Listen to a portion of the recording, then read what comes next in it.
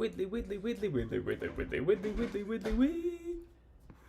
Woogity, woogity, woogity, woogity, woogity, woogity, wah.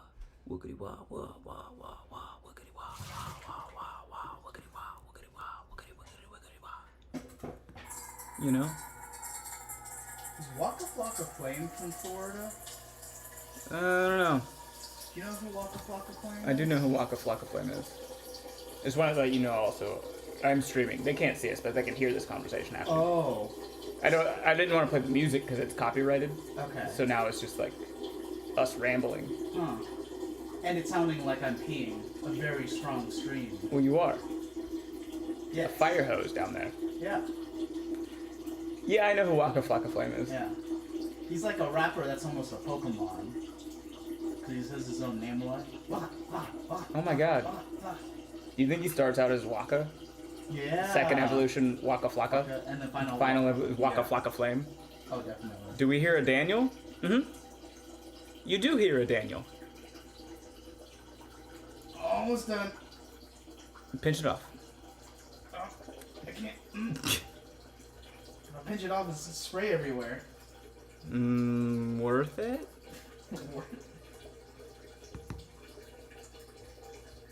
If my goal is to be marking. Or is it your goal? Can be. Uh-huh. What would you do if I were a furry? Would you see me differently? I'd probably see you in your fursuit. Probably. Which is different.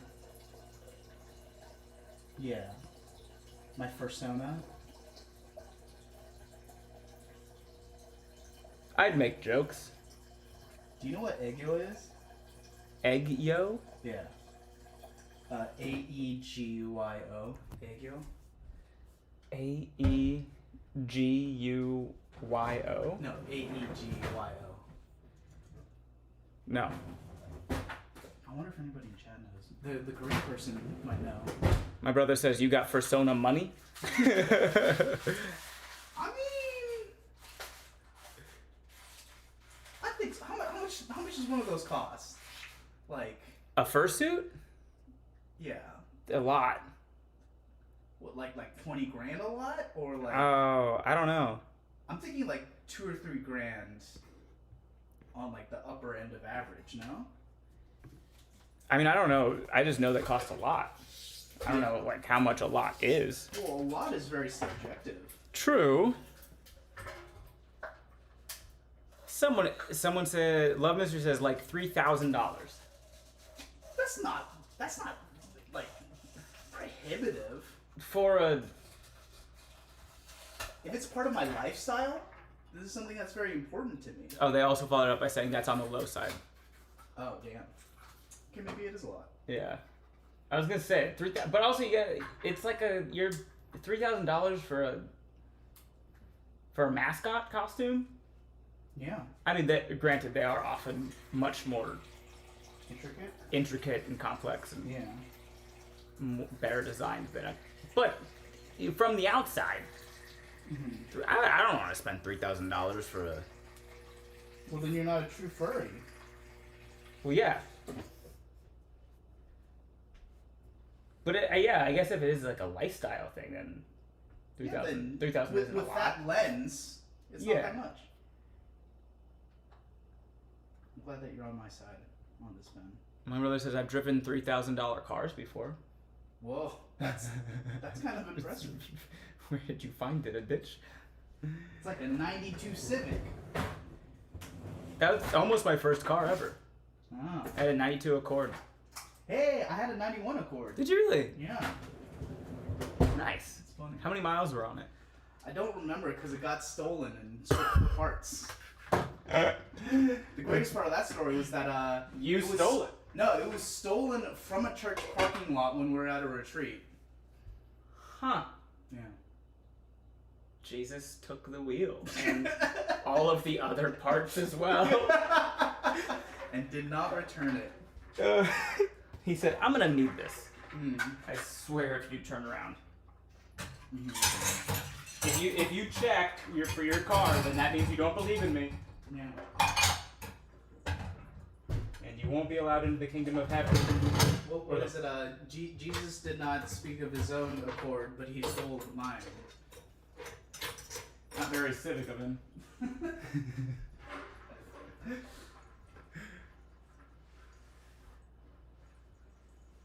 Damn, I was trying to think of any other car puns, but nothing came to mind.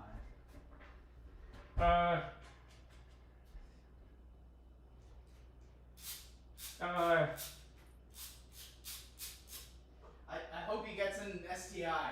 What? Jeebus. Yeah, because... You want Jesus to get an STI? Well, Subaru, WRX STI. Oh, I don't know about that. Oh, yeah. Why would Jesus steal a Subaru? He's not a lesbian. That's true.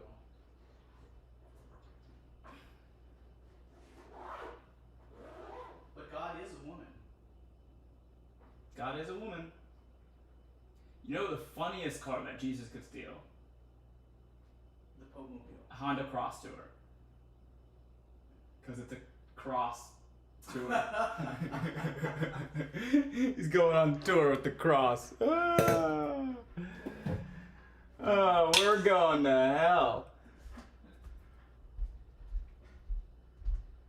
Wow, Jesus stole my car. That's fair. I said we're going to hell to get it back. That's where he hides it. Because why would we look there, you know? Ah. And That's if where there's... Jesus hides all his naughty stuff. I'm telling, if there's gonna be a holy chop shop, you know Satan's running it.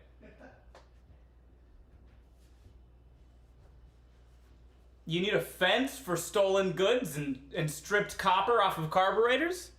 Look no further than God's own brother. Brother? Satan. I don't think Satan is God's brother. They could have been. It doesn't say in the Bible that they weren't. True. It just says Satan was the leader of God's worship band. And he was always out of time. Just the fucking drums wailing. Just, Are you rushing? Or are you Satan? That's what they would say to him.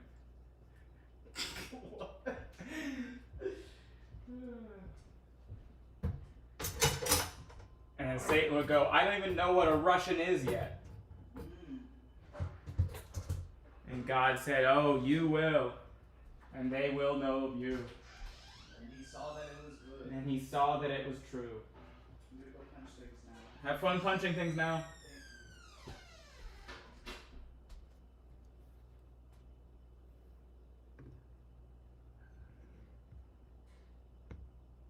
Where's my camera? Hello? Camera?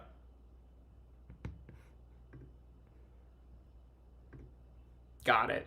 Oh, I should clean that.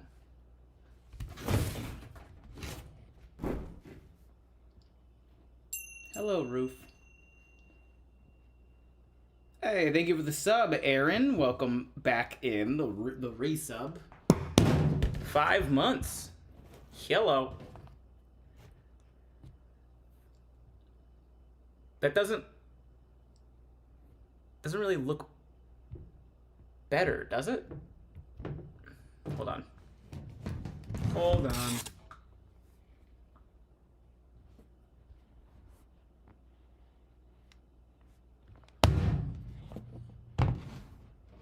There we go. It's a nice kitchen. Hey, thanks. I didn't build it. It's definitely...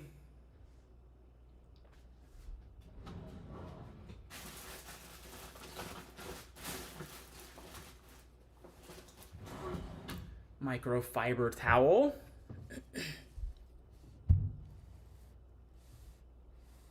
Ben, did you ever get to the post office? No, because the post office closes when I start working. It's like they know. Glare from the overhead light, probably.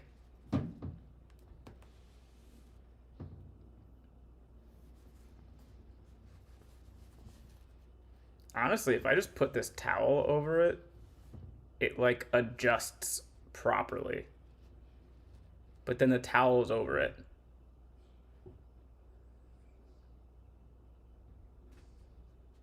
It's definitely glare from the overhead light. That's what we've learned.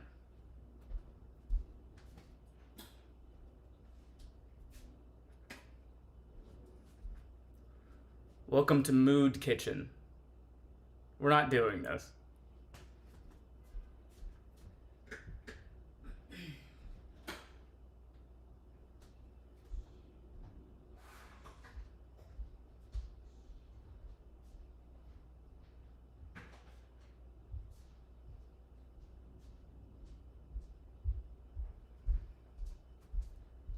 Okay. Now we're back from outer space. Camera needs shades. I know, they make those.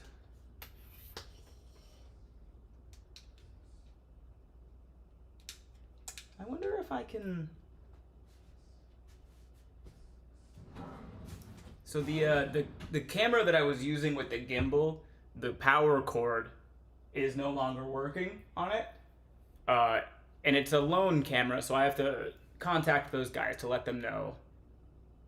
Hey, I have Elijah right now. Say hi to your nephew. What's up, Elijah?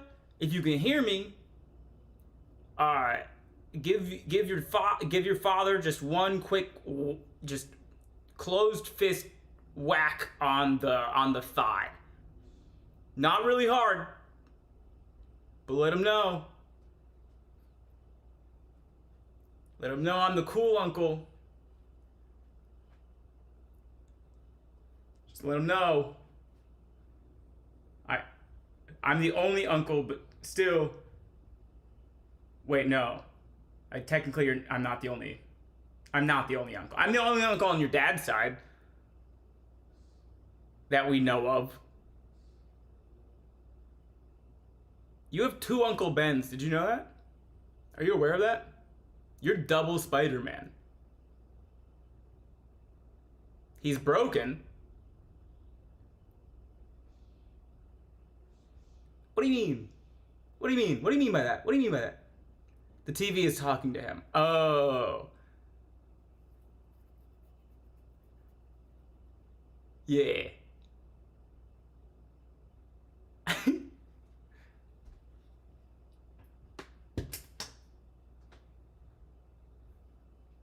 Don't die in a dramatic fashion near your nephew, Ben. I have no control over that. And if I'm gonna die, it's gonna be a dramatic fashion.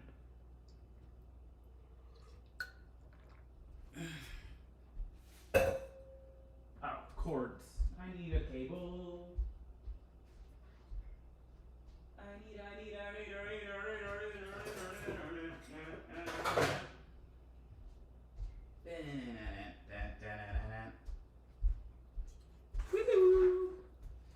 The camera that I usually use on the gimbal, not charging, so gotta contact the people that made the camera, let them know their cable charging system design bad. We still have the GoPro. I will. Hey, it's me, Elijah, your nephew, and I'm watching this from Elijah. Hell yeah. Thanks, Elijah. Big stretch. Drink water.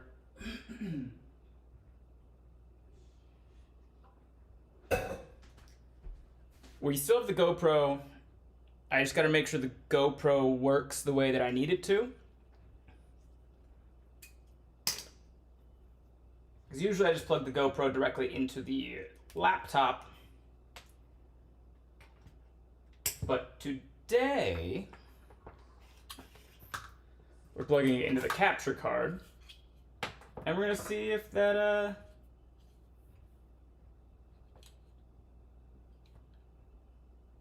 no, I just did. I just drank water. That's not how that works, actually.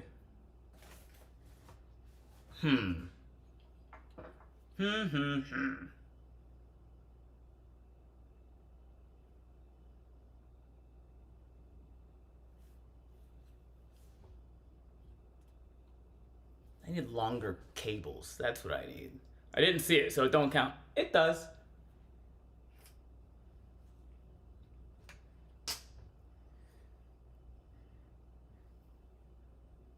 Okay, it's gonna be a little bit wonky today for the second camera.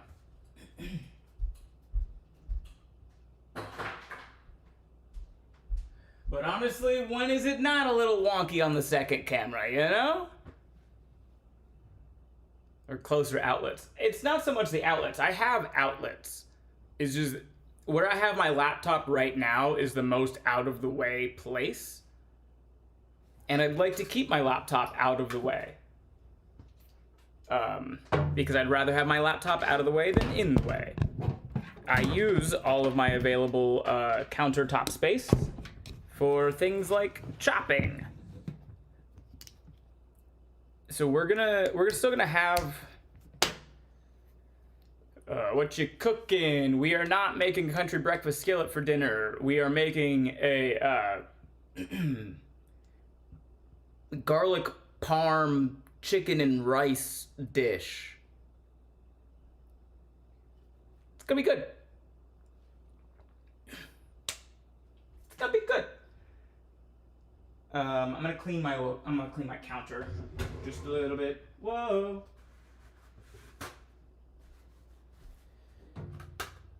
So the recipe I found for this uses the Buffalo Wild uses the Buffalo Wild Wings garlic Parmesan sauce. I don't have Buffalo Wild Wings garlic Parmesan sauce. So the first thing we're gonna do is make the Buffalo Wild Wings garlic Parmesan sauce dupe. So when you switch the overlay, it isn't gonna say country breakfast skillet. It shouldn't. I did change that. If it does, I just have to refresh the cache.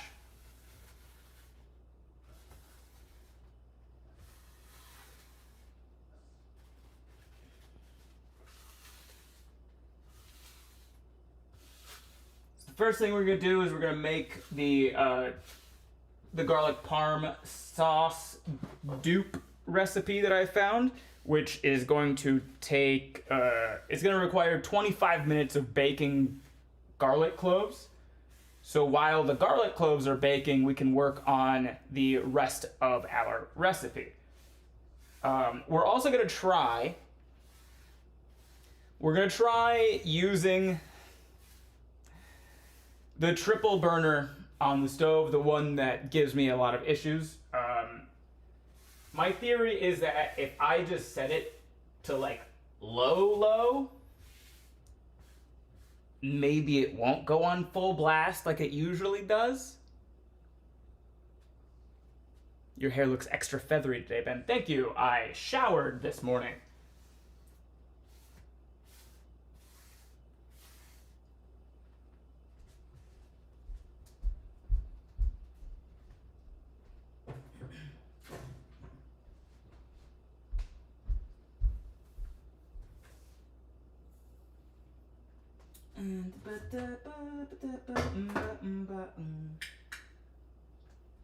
This'll work.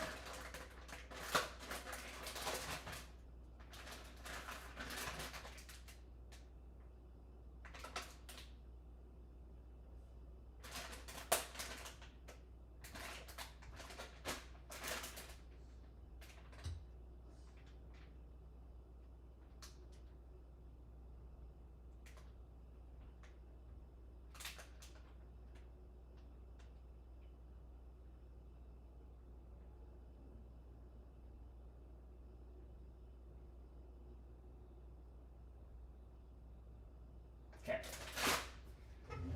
Just gotta make sure the cleaning wipe is safe to use on surfaces that come in contact with food. And it says yes, as long as you only use one wipe. And then you rinse it with water.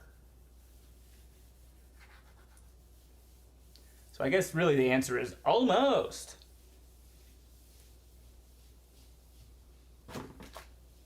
It also says as long as you use it on on hard to non-porous countertops and surfaces, which is what I have. Not that it matters a whole lot, because I don't dump food directly on the countertop for cooking, but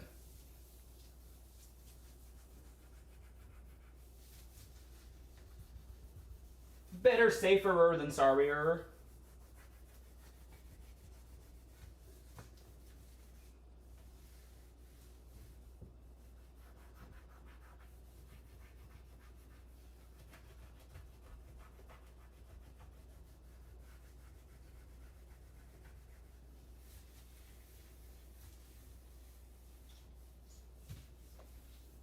Okay.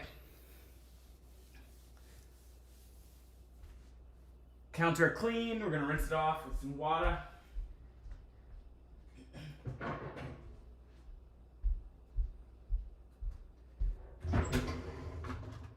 Get it nice sprayy.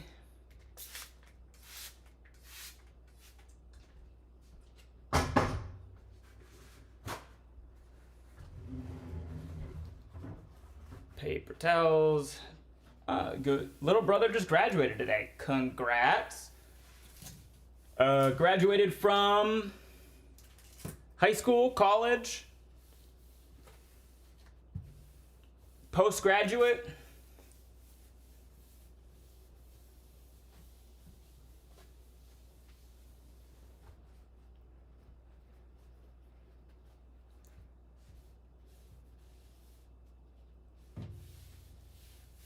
High school, nice.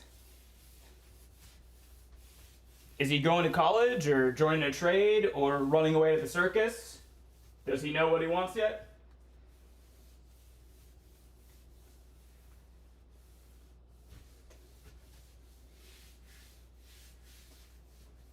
And also, does he know that it's okay to not know?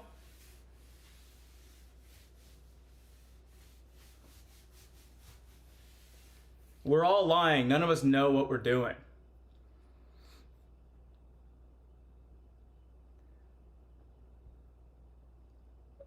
Chef, I saw something that you said and then it went away. CIA Inspector Ben, for the rice, what seasonings will you use? We're gonna cook, this is a one pan meal. So we're gonna be cooking the rice in the same pan that we're using to cook the chicken, and a little bit of bacon. So we are gonna be using, obviously, whatever's already in the pan. Chicken, onion, garlic, onion powder, maybe some red pepper flakes, that sort of thing. But we are going to be cooking it, we're gonna toast it a little bit, and then we're gonna cook it in chicken broth. So most of the flavor in the rice specifically is just going to be chicken broth plus whatever else was already cooked in the pan. And you can kind of add whatever you like to that. Chef, fresh parsley or dried, so a little extra goodness, add some chili flakes. Chef, did you fresh parsley or dried, so a little extra goodness, and add some chili flakes. Yeah. He's going to college for general construction license, as him and I start our own construction business. I just quit my job to start the business. Nice. Pan-fried rice. Lightly toasted rice that then gets cooked in the pan. A little bit different. Recipe is only a reference. You make it how you would like. It is really the good part. Yeah.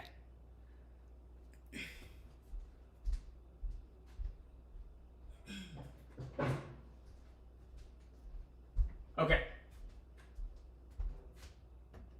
Step one, we're gonna set our oven to 350. We're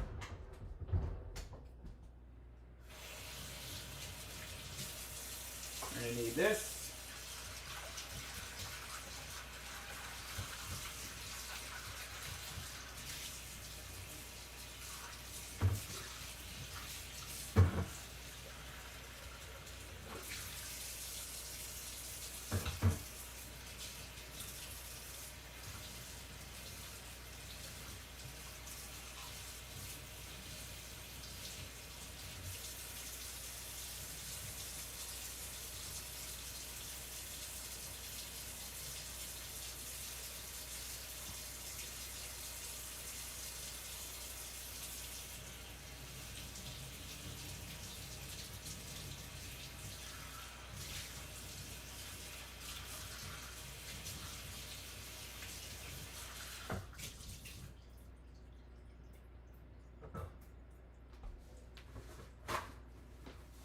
while that is preheating, we're gonna get our hair band. We're gonna get our hair band. Missing the old stuff because you're not as funny anymore. That's fine. Troll backing. I haven't gotten less funny. I just don't make the States content very much anymore. I did, however, I filmed a sketch yesterday, a collab sketch with Ruben Solo. I'm mostly playing Ben, but I am talking about State stuff with him. Also, troll backing, I truly don't give a fuck what you think. I've never heard of you before, and in about 5 minutes, I'm gonna completely forget that you exist. So... Anyway...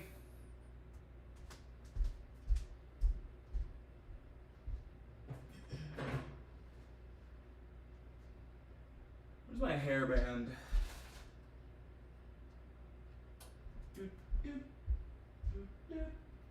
Hey Google, lights.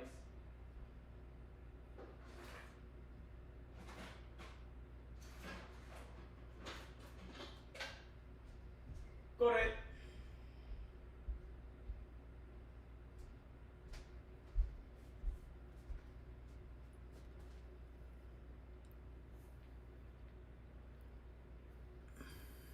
What kind of spices do you have in your spice rack? Great question, chef. Go to the post office, you'll have a pretty great hair tool for the kitchen.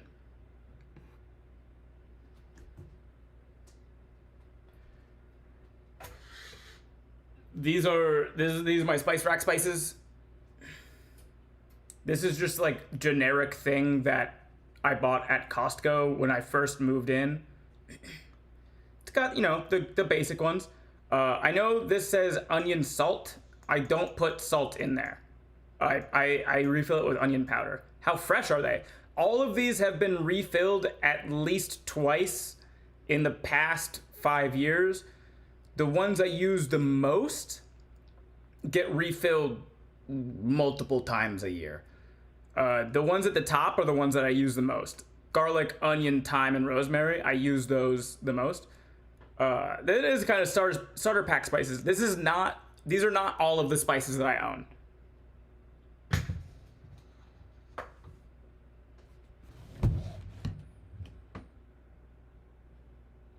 And this cupboard goes back that way. There's like 4 rows of spices backwards, and then there's several more columns of spices behind the door that you can't see. I also have, 2 things of Old Bay right there. A lot of them are doubles, especially the stuff that where's your Creole seasoning, chef? I don't think I have Creole seasoning, but I've got like 8 different types of chili powders. You sort by most used in the rack instead of alphabetical. Yeah, exactly. I just love the massive fucking EVO up there. Yeah! You gotta! And there's a big bottle of canola oil behind it, but I only use that one for deep frying. So I deep fry, and then I put that oil back in the bottle. Where's the Tonys, man? The Tony Catcherees, brother?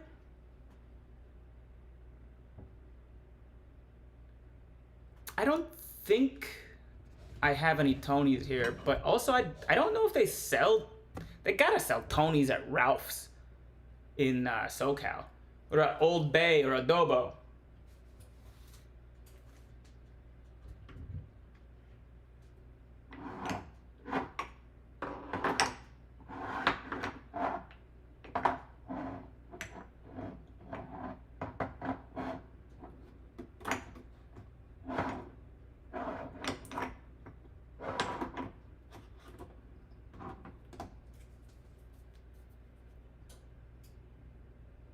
No MSG. Uncle Roger very sad. Uncle Roger can suck my nuts. I have salt in a lot of it. I don't mean that about Uncle Roger. I'm sure he's fine. This is not looking great, man. What are you talking about? Oh, I don't have Tony Chachere's. I can make Tony Chachere's. Tony Chachere's is a seasoning blend. I can just blend seasonings and make Tony Chachere's. You guys know that's how that shit works, right? Tony just chose 18 different spices to put into a bottle and sold it as his own. I can just do that. I have all of the shit that's in Tony Chachere's. Same with Creole seasoning. I've got 18 different chili seasonings. I just look up Creole seasoning and then add that shit. Uncle Roger versus Uncle Ben cook-off. What are we making? What are we making? If we're making an Asian dish, Uncle Roger's gonna kick my ass. Now, you think Uncle Roger knows how to deep fry okra? You think Uncle Roger knows how to fucking make some fried okra, some fried okra, a chicken fried steak, and mashed taters with gravy? No.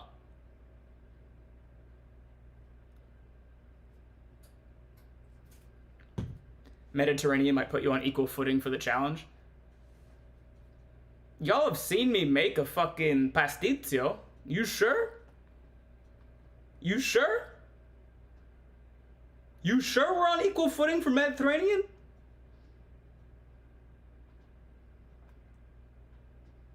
My brother, I can make a pasticcio from scratch.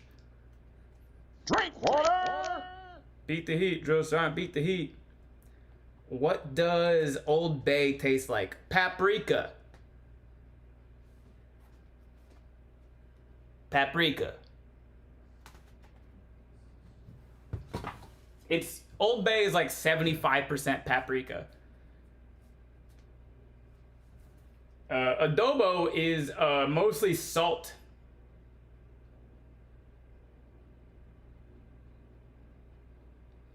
You know what's? You know what? You know how to make adobo? You say Tony's last name so weird. Listen. I grew up saying Tony Chachere's. I know it's Chachere's.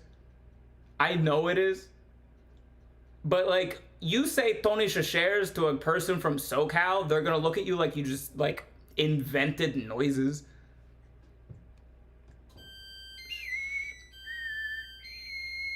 To be fair, Ben, if you can make a perfect medium well steak, you'd win versus medium well steak, you'd win versus Uncle Roger. He went to Guggen Foods and fucked up a $750 steak just for the snippet of the video. Ended up getting burned on the hand.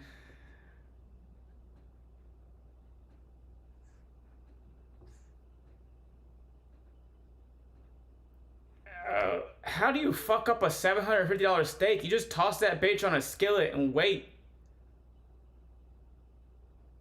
It's paprika, but with a different name. Many people from Maryland will kill me.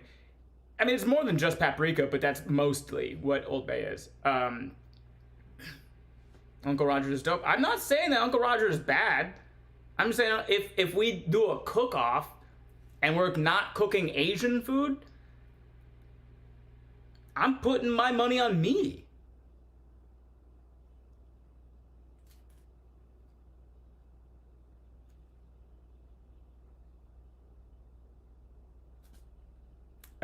So adobo, for those that don't know, salt, garlic, an anti-caking agent, black pepper, oregano, turmeric. In that order of percentage use. It is just some combination in descending order of salt, garlic, an anti-caking agent, black pepper, oregano, and turmeric.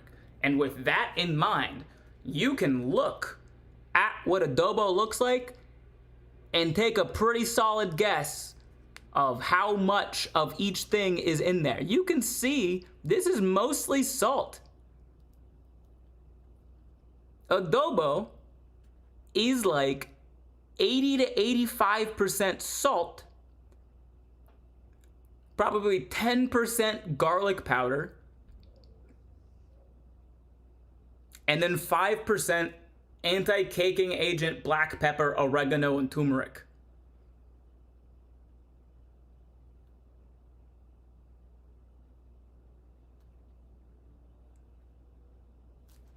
You could make adobo from home.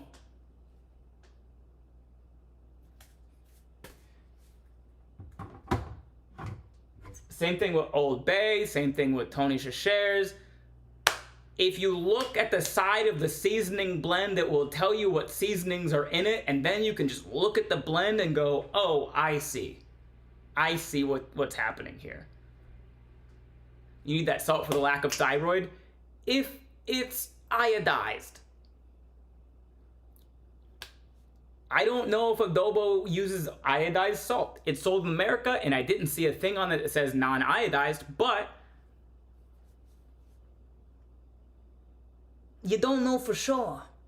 You don't know for sure. I don't need salt, I need iodine, you know what I'm saying? Okay. What are we doing? We got the oven is ready for baking. We're locking in. We have 25 minutes on the clock to make the rest of this shit.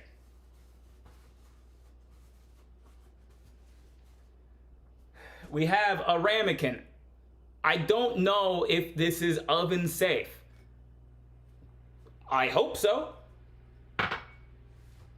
We're gonna take our garlic. So the goal here is to soften garlic cloves so that we can mash it into a paste. So we're gonna bake a decent amount of garlic cloves for about 25 minutes. The recipe said 6. Garlic cloves come in all different shapes and sizes. Use enough.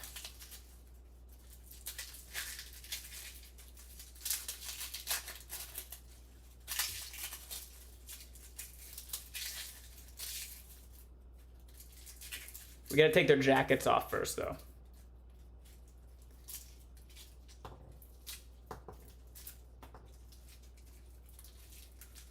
The amount of garlic parm sauce you make with this is probably directly proportional to the amount of garlic cloves you bake in this first half. So just keep that in mind. The recipe said 6.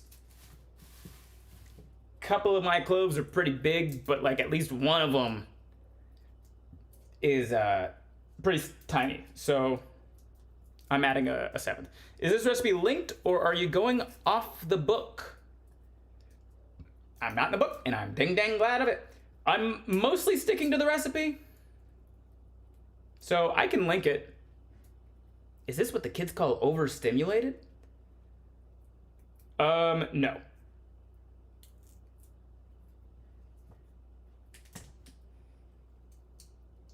I don't know if I should have crushed that, but like it's fine. A little bit of a crush makes it easier to take the jacket off. You guys know that? If you just crush the garlic clove ever so slightly, you can peel the jackets.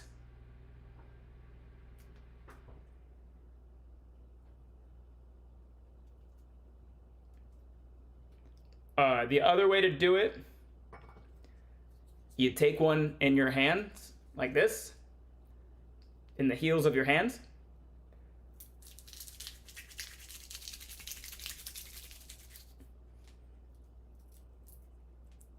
And then, boom, jacket's off.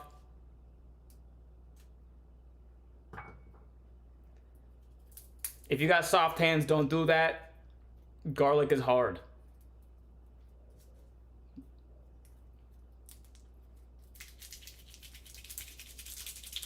You'll have to pay him double to eat a clove of garlic this time? No. I'm just not gonna eat a clove of garlic.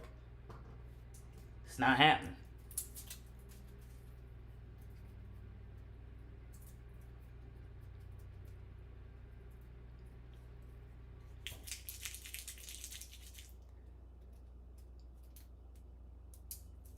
As soon as I throw this garlic in the oven, I can link So technically I'm using 2 different recipes.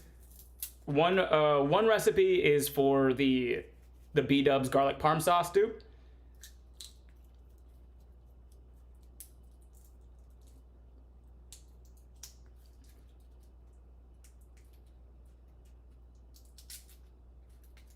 And the other recipe is for, well, technically the other recipe is just, I was scrolling on Instagram and I saw somebody make a food dish that looked good and I was like, okay. So I don't know if I can link an Instagram post description. But I can drop the link for the garlic parm, the Buffalo Wild Wings garlic parm sauce stew. We're sticking the ramekin with the garlic in it just straight into the oven.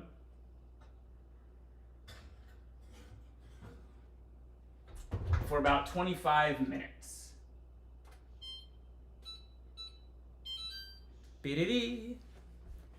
I have the link on my phone, so copy. I'll put it in the Discord right now, and then you can look at it. It's pretty straightforward.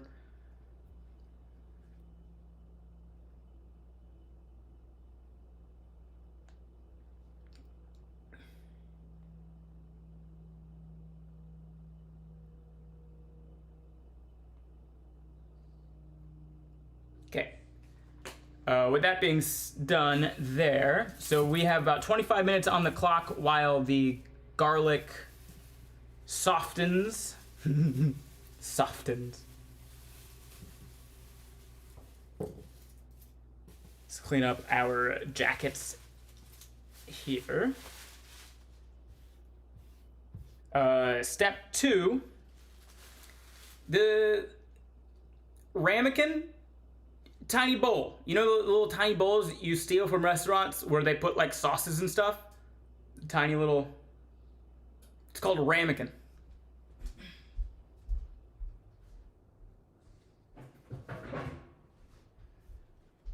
Also, I don't know how to spell it. R-A-M-I-K-E-N.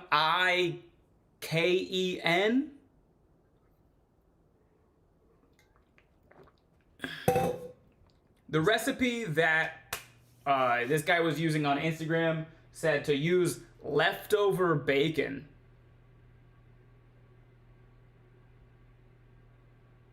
I don't know what that is. So we're just gonna make some bacon. We're gonna hopefully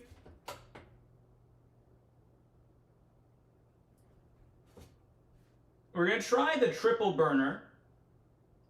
And we're gonna put it real low and hope it doesn't just go full blast immediately.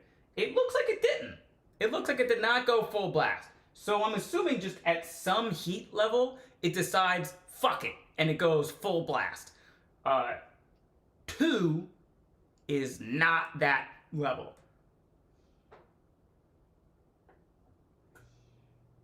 What if we pop it up to 4? Because we gotta find where it thinks medium high is. Okay, 4 is not full blast.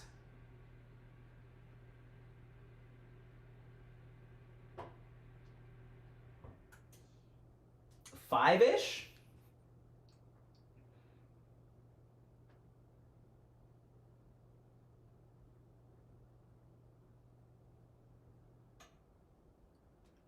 Five-ish is not full blast. I'm assuming if I put this up to 6, it's gonna be like, okay, go, go, go, go, go, scatter the jets.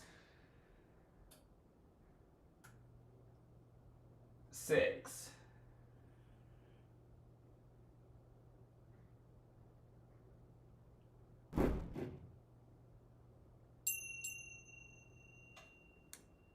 Hey, thank you for the 5-month streak, the 5-month sub streak, Cal.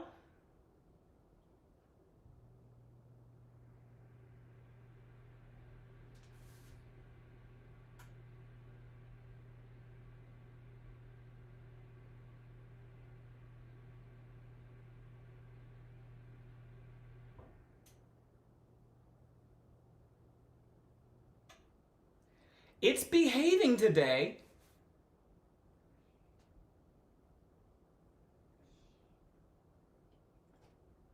It's just above 6. Which, if I was using a different burner, I would have it set to 7, 8 for bacon.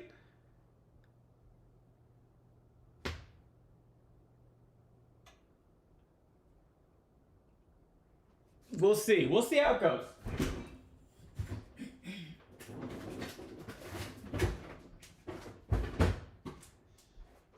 Alright, we don't need a lot of bacon because this is really just to sprinkle on top as sort of like a garnish. That, I don't know why I used a bread knife. That's the one I want. You're the one that I want. Ooh, ooh, ooh. Honey. Why do they still not put bacon into Ziploc bags? That's insane. Let me reseal my bacon.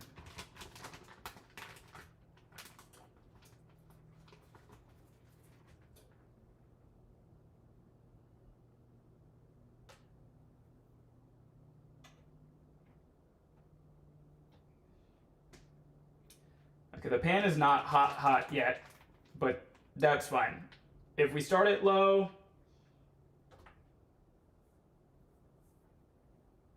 then we can just render more of the fat out of the bacon while it cooks. The slower you cook fatty things, the more fat you're gonna get out of it and into the pan. And a lot of times, you want that.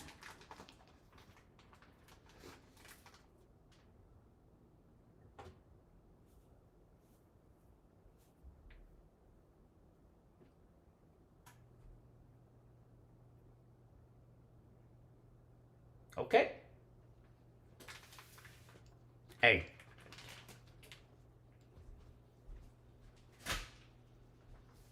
That's good.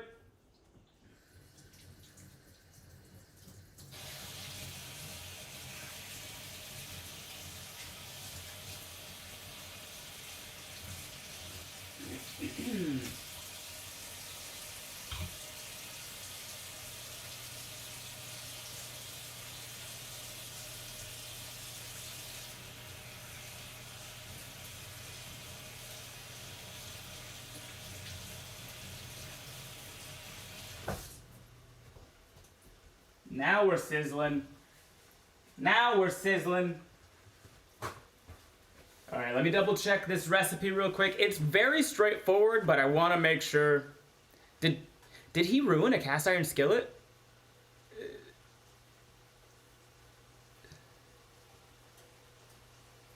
Oh, that wasn't directed at me. Okay. I was gonna say, first of all, no. Second of all, how could you, how?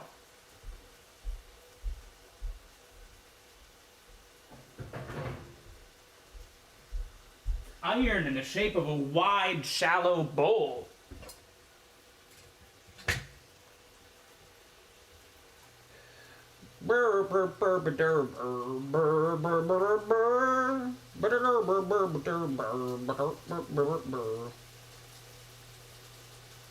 Okay, what does they do? Yeah. Please load. Maybe I should take a screenshot, huh? That'll work.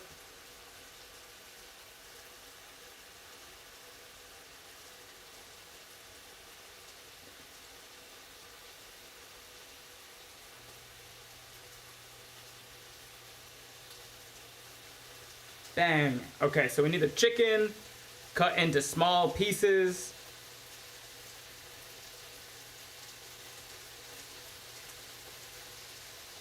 Add butter to skillet. We don't need the butter because we got fat. We still have butter because I love butter. But we got the fat from the bacon in there. Add the chicken, spread out these, add the chopped onions, season with it. Yeah. Once chicken is almost cooked, add the garlic. Okay. Okay, so we gotta chop our chicken, we gotta chop our onion.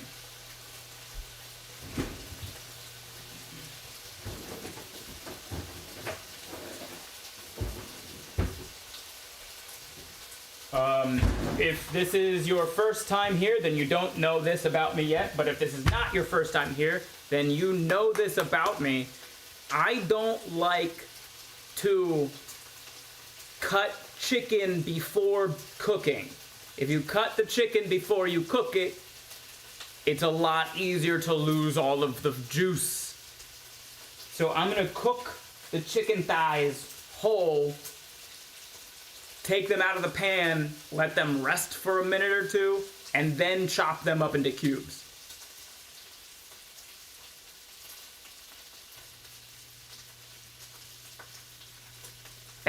That's how I prefer to do it.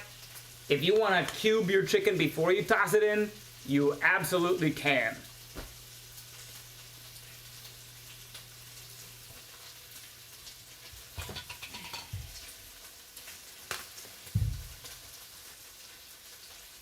There's nothing wrong with it. Just be prepared for a little bit less juicy chicken.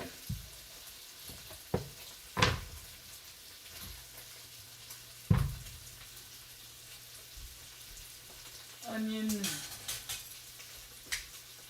flip it of bacon.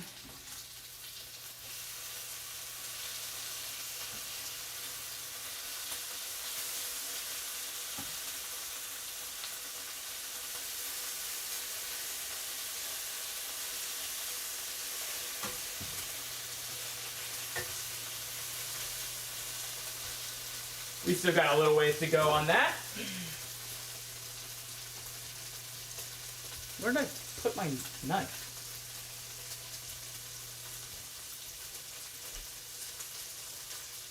There it is. Got it.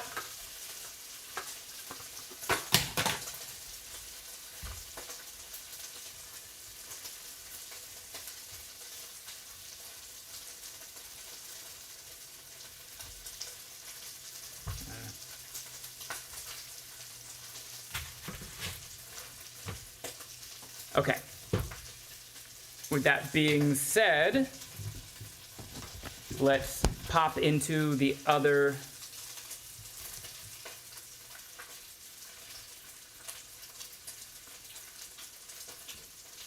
this should,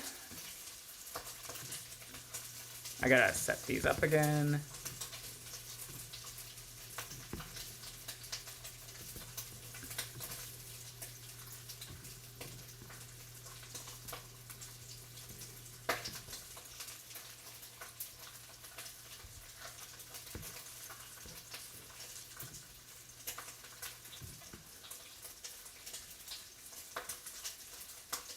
Okay, I promise I did change where it says meal country breakfast skillet. I changed that and I guess it didn't save.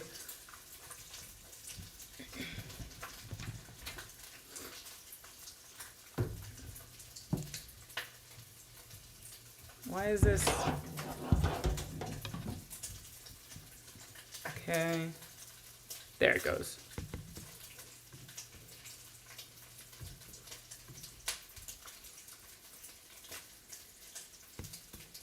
There we go.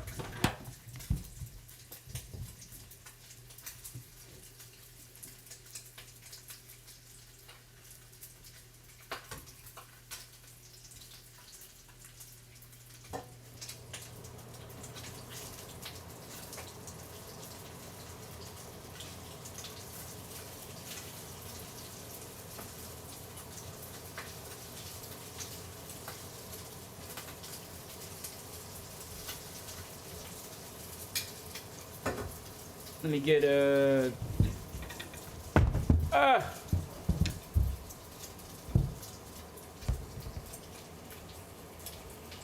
Come on. Yep. Got it. Maybe I should just leave this cupboard open.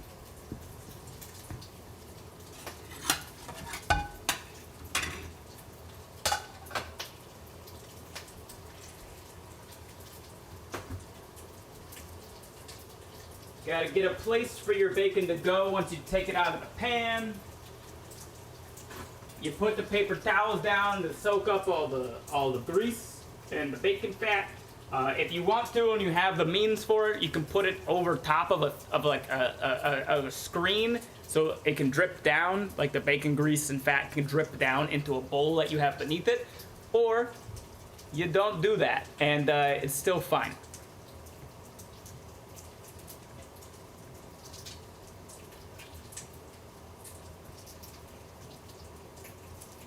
Okay. So let's chop it of onions.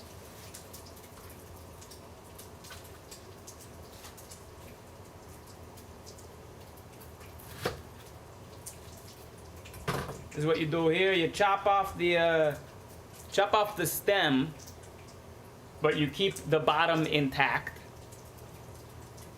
And then you chop towards the bottom of it without going all the way through, and the onion will stay intact until you chop this part off. Actually, you reuse the bacon grease soaked towelettes as a fire starter. Oh, that's clever.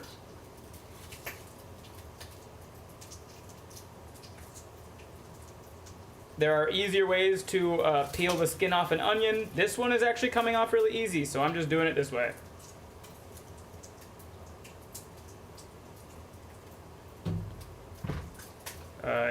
If you chop it the way that I'm chopping it, you don't have to worry about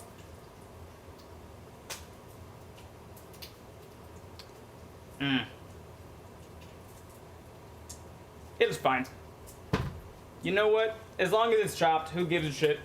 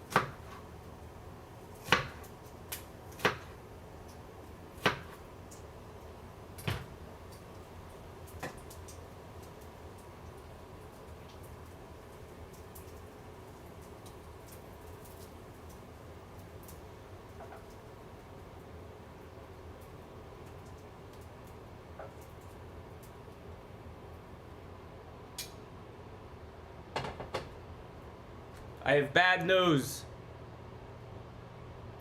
The burner decided at some point to go full blast without my knowledge.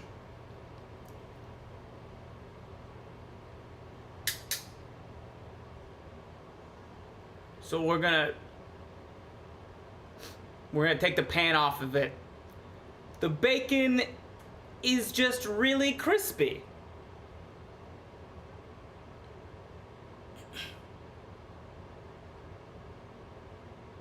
That's all that means. I thought we were friends, front right burner, but no, I gotta turn you to the normal. Yeah, so as soon as I turn, oh, I gotta buy a new thing so I can replace that shit. So it's got 3 different rings of burner, right? And I guess it's like a common flaw in this oven specifically. If you turn on the 3rd burner, it almost always just goes full blast, high heat, regardless of what you set it to. It was working fine, and then it went, no, full blast now. How crispy?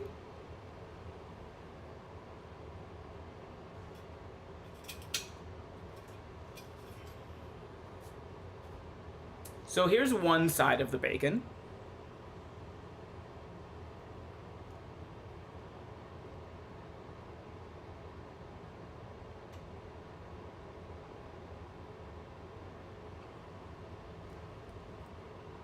Like, this side looks fine. It's a bit more crispy than I'd like it to be. I still like a little bit of chew. One of the pieces has way more char than that.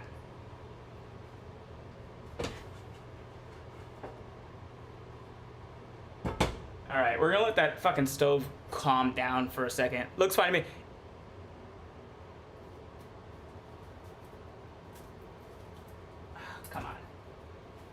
Well, it's stuck together now, but... These are two different slices.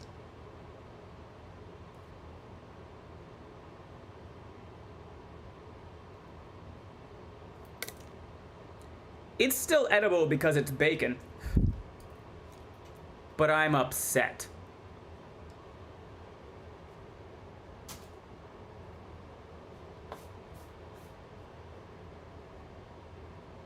You know? It's still edible. It's gonna be fine. But I'm upset. Because I know how to fucking cook bacon.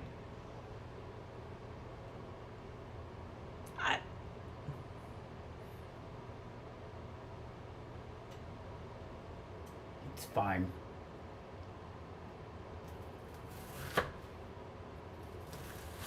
Back to mincing the onion.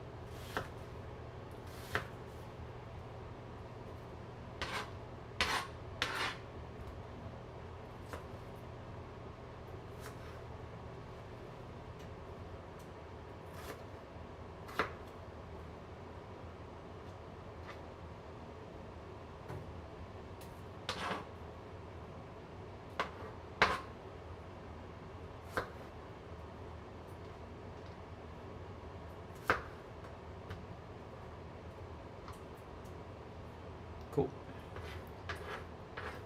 Half of a jumbo onion minced. Ish. Mostly minced. Yeah. Well, it's definitely not a julienne, I'll tell you that.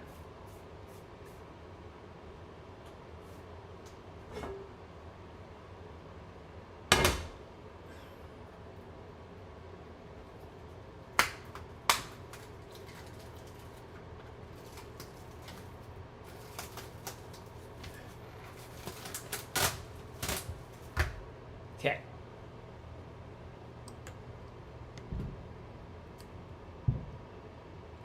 I wish I had a longer cord. I might have a longer cord somewhere, and then I can get this camera closer to the actual oven. But for now,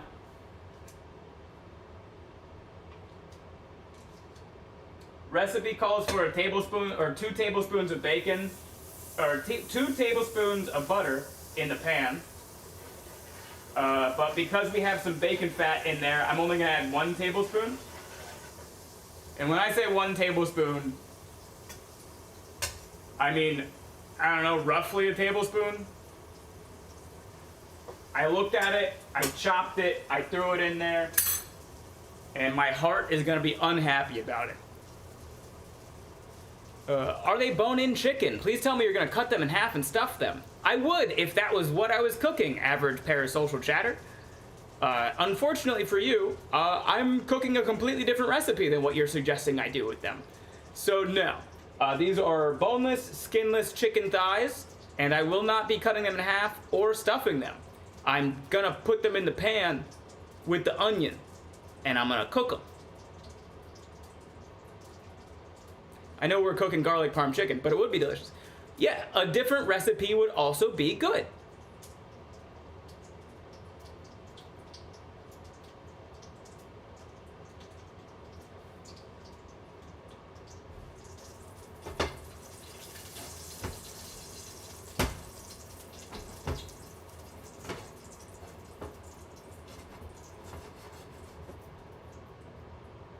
Okay. I'm gonna use like 4 chicken thighs. Here's the thing about using a skin on chicken. If you use skin on chicken thighs, there is a lot more fat in the chicken thigh skin. So you gotta figure out what the fuck you're gonna do with all of that fat, because you're gonna render out all the fat in the skin. If you're using something that already has bacon and butter in the pan, you probably don't want skin on chicken thighs, because that's so much fat. You're gonna have a hard time making like a sauce. You're gonna use so much fucking flour. The pan is gonna overflow. You just gotta be aware, fat does taste good, but too much fat's gonna fuck up your meal. If you're not prepared to cook all that fat, don't make all that fat. You should get a whole turkey and put it on your head like Monica from Friends. Oh, thanks, Drew. I'm gonna eat all the fat. Give me the bacon, butter, and chicken skin. Gimme, gimme. You guys act like I don't want it. I specifically buy chicken thighs so that I get fattier cuts of chicken. I want the fat, but the recipe that I'm making right now is not a recipe that is meant for all of that fat.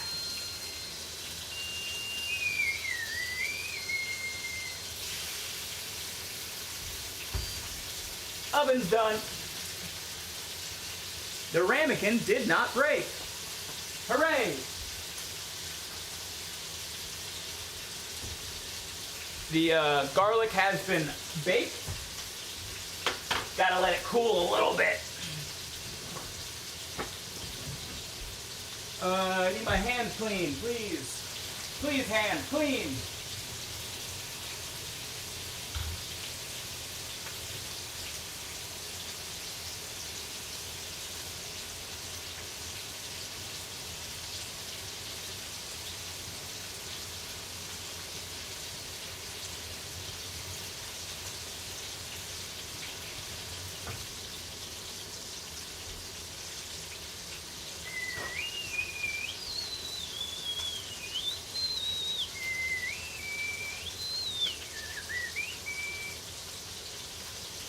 Men who love BBWs never complain about too much fat.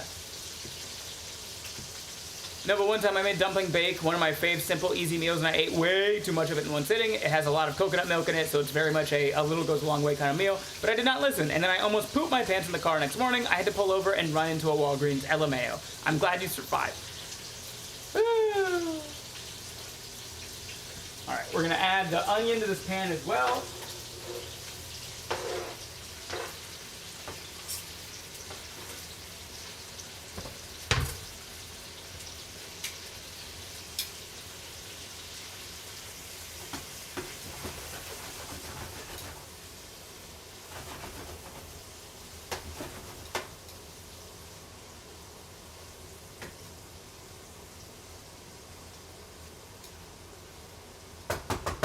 I'm gonna add one more chicken thigh because I can. But I'm gonna put this one, because it went in late, I'm gonna put this one in the direct center of the pan, because the direct center of the pan should be the hottest part of the pan. So this one will catch up.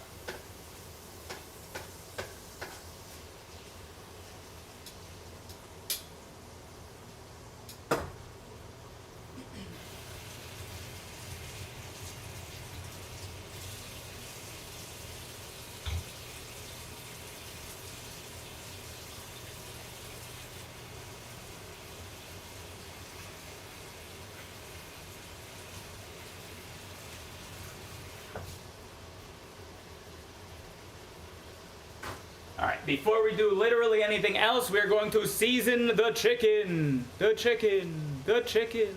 The chicken. The chicken. Salt.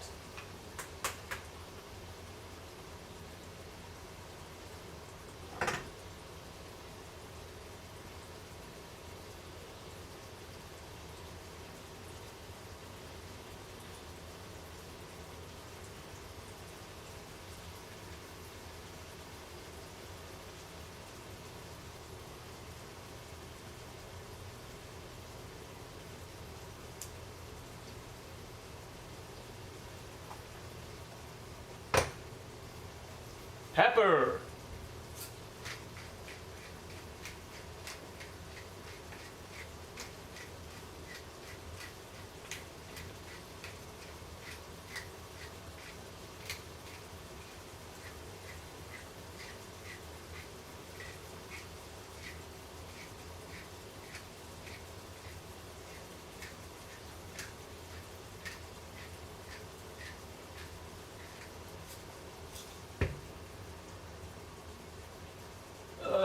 paprika.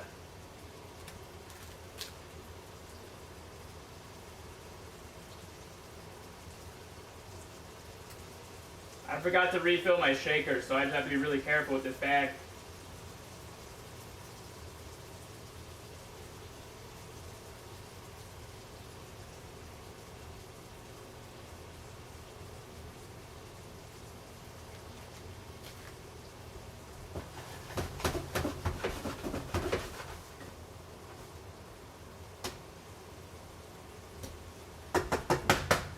I would also usually add garlic powder and onion powder to this, but literally onions are in the pan with the chicken, and I bet you're not gonna guess this. I got more garlic here, we're gonna mince.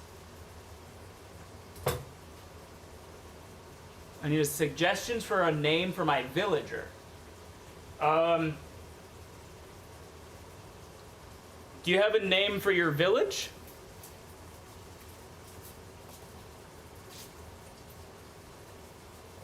The other thing is, you don't have to use a ton of garlic here because we're gonna be adding garlic Parmesan sauce to this. No? You gotta start there, Love Mystery. Think about nameology, you know? The essence of names.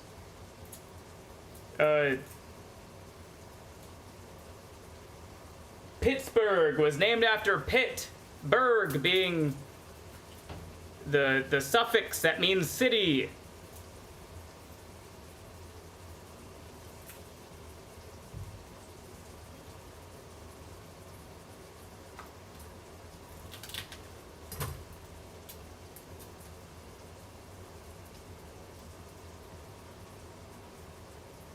It's where spiders go to die, if I have anything to say about it.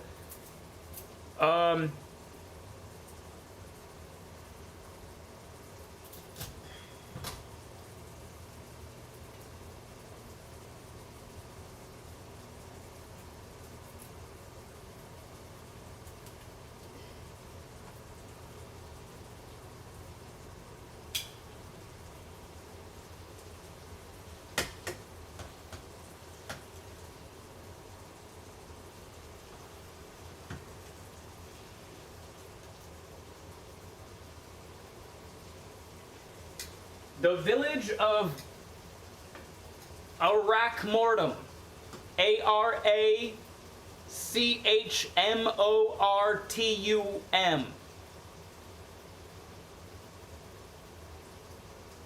Arachmortum.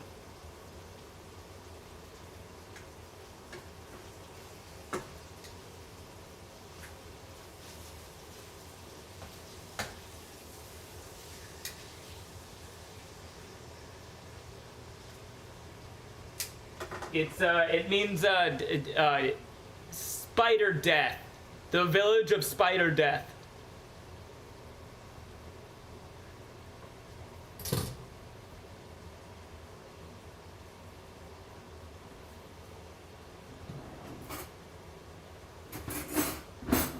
Fork.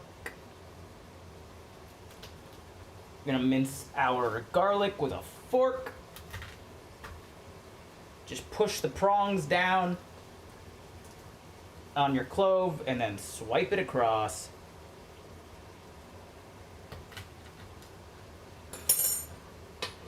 And you can give it a finer chop if you'd like.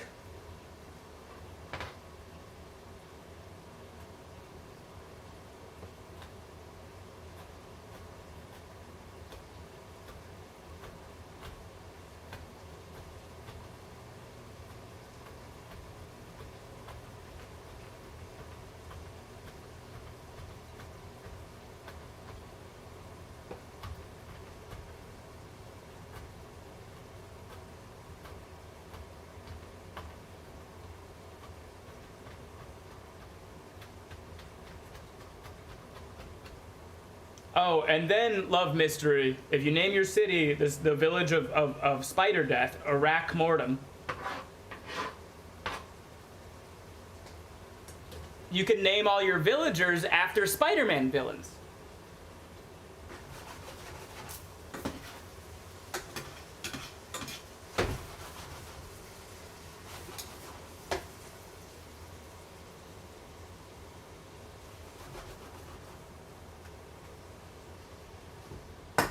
So, like, your first villager could be named Harry Osborne.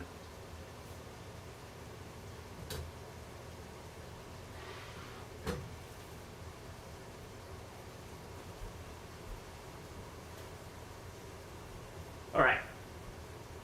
Chicken's cooking, onions are cooking. We have the garlic minced ready to toss in a minute or two before the chicken is cooked all the way through. Let us get our sauce ready. Our garlic cloves have cooled down a little bit.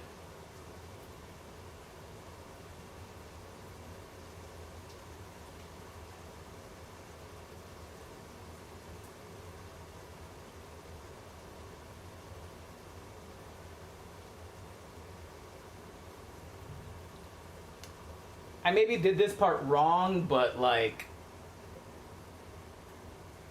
I feel like as long as the garlic is mashed, it's gonna be fine. And by wrong, I mean, I forgot to put the olive oil in the ramekin with the garlic cloves. But they are soft and, oh yeah, very mashable into paste. That's what we want. We want a garlic paste.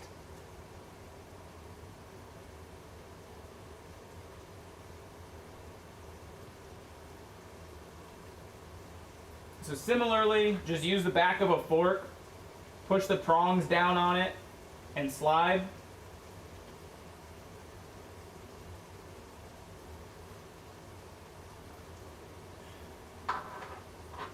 And you can do this a few times to really get a nice solid mash into a paste.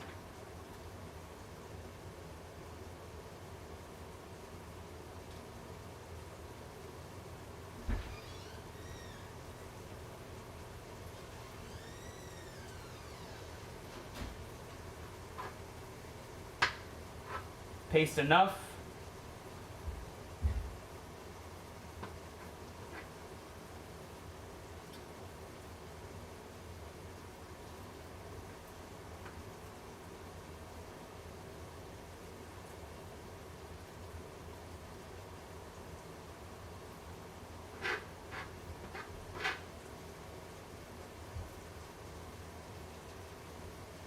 There we go. That's very pasty. Just like me. Okay, the chicken is just about cooked all the way through. Daniel did walk back in from the garage, but he's not in the kitchen. So, I think he's going up to take a shower. They just shut the door.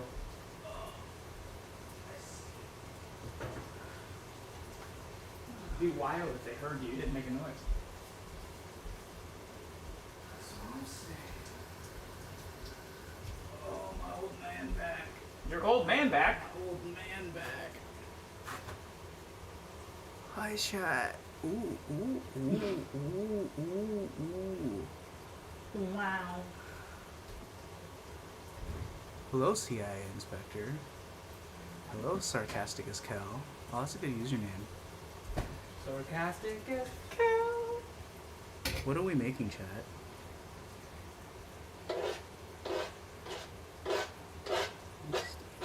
Cheesy garlic parm, chicken and rice.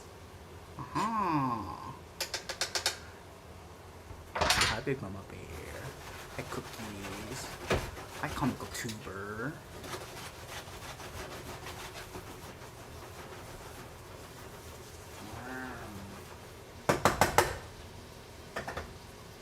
Nice. It's gonna be good, I think, I hope. It's always good. Hey, thanks.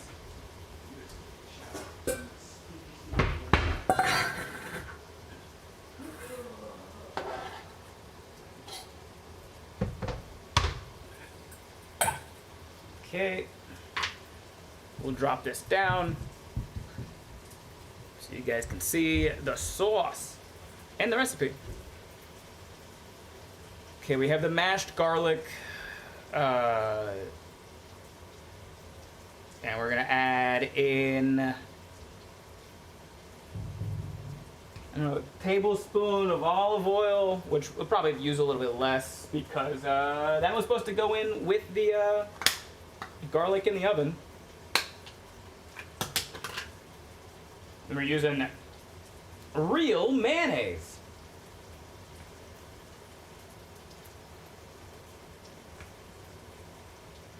Maybe.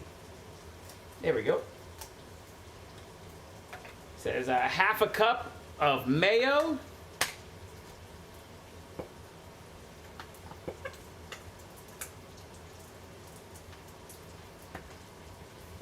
It's about half a cup right there. A teaspoon of sugar or sugar replacement.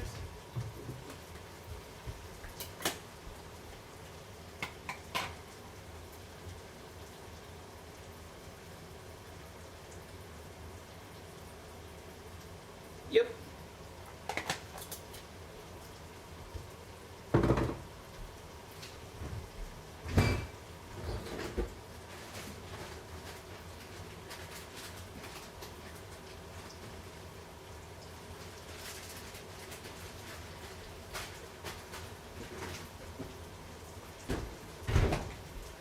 Uh, 2 to 3 tablespoons grated Parmesan cheese.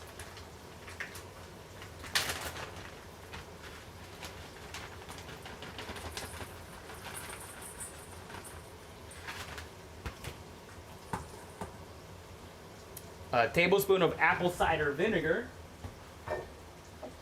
Ah.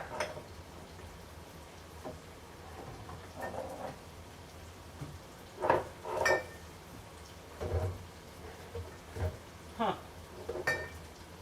I think I'm out of apple cider vinegar.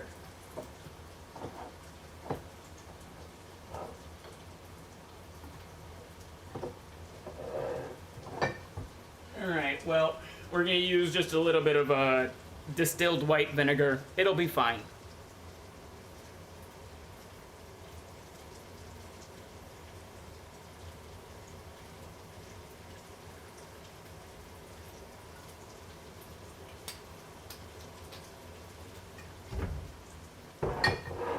Lemon juice. Just a teaspoon.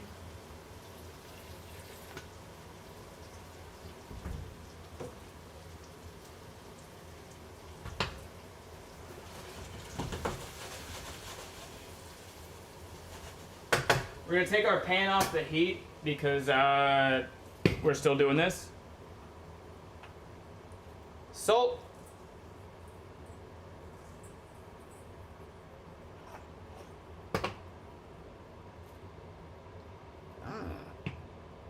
Red pepper flakes.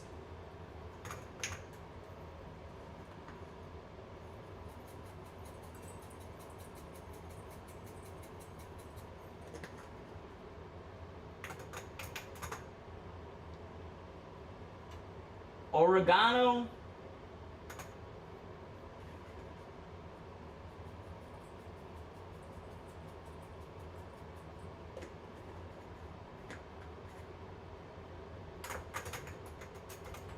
Basil.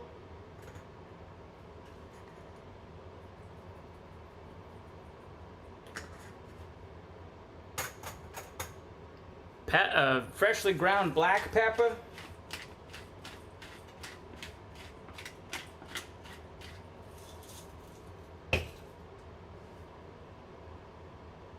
Thyme.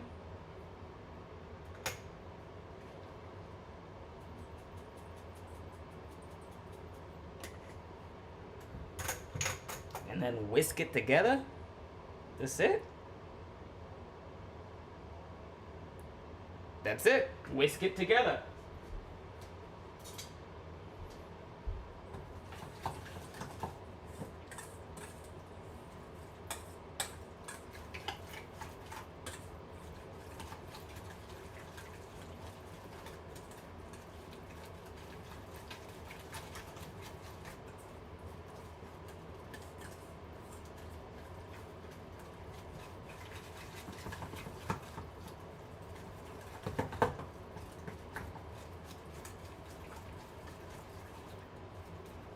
Smells good.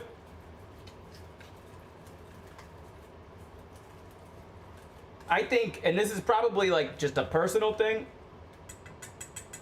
I think I would want to throw this over some heat. Like put this in a small pan over some heat just to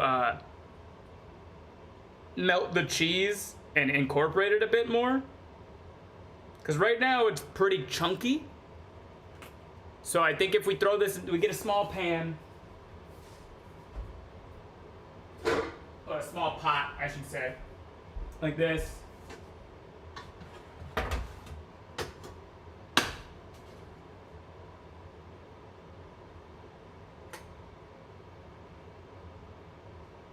And we put on the heat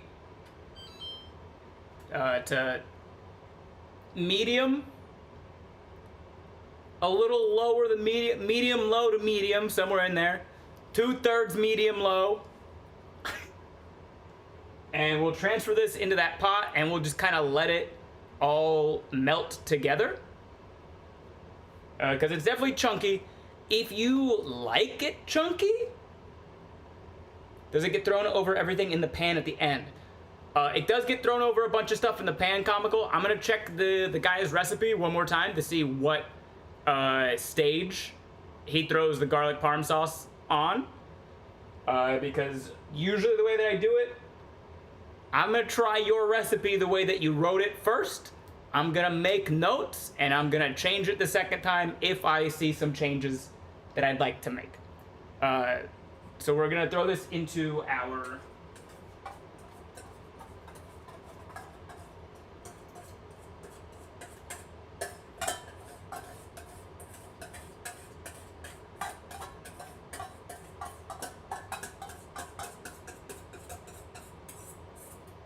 small pot over medium-ish heat. And we're gonna let the cheese melt. I think if you did like finely grated Parmesan, it wouldn't be as bad. I just had some shredded Parmesan, which is a little bit, you know, thicker. Hey man, how is this for a cooking stream idea? A hot pot with your housemates. Yeah, it's not bad. You don't need to do much cooking, but you do need to prepare enough ingredients. Sounds fun. I know Danny just started a meal plan, so we'll have to see.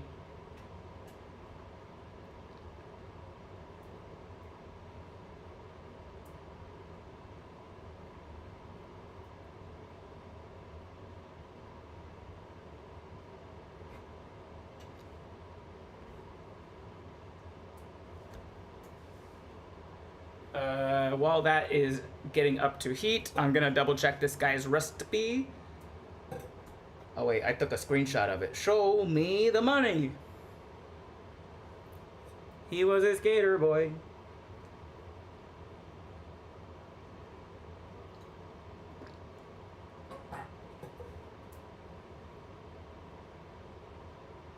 Okay. Okay, yeah, great.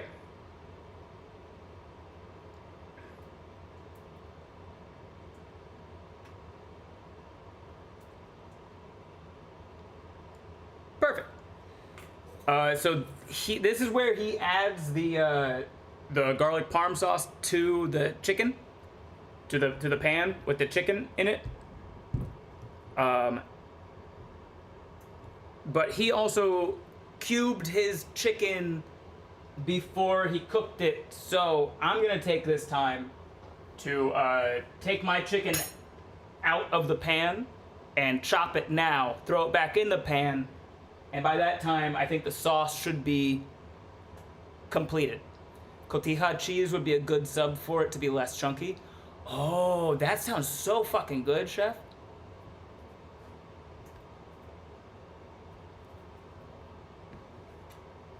Cotija, or you know what cheese I really like because of it has that sort of like softer, creamier consistency.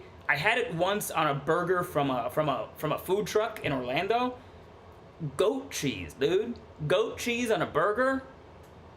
I was like, why are not more people doing this?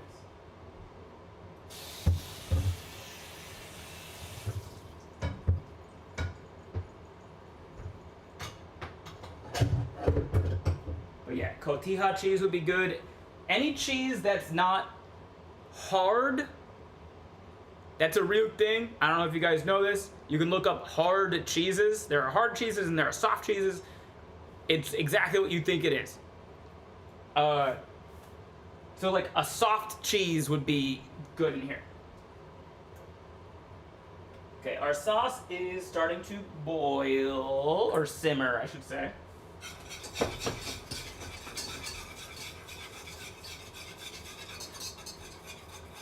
Yeah, I should be using my my plastic whisk, but I've already started using this one. It's fine.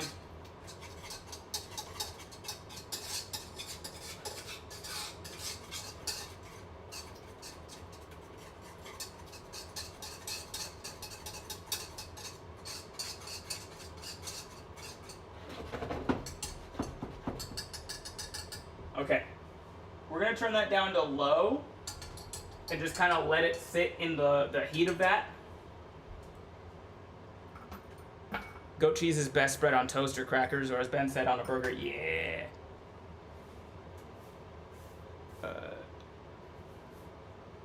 We're gonna take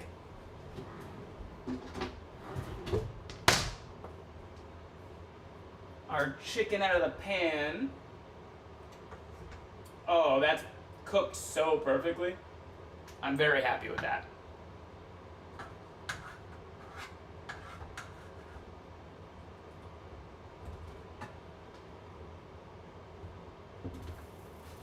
And then we put the pan back on the heat, let it warm up again. The onions and the garlic are still in the pan, so we'll give that a mix.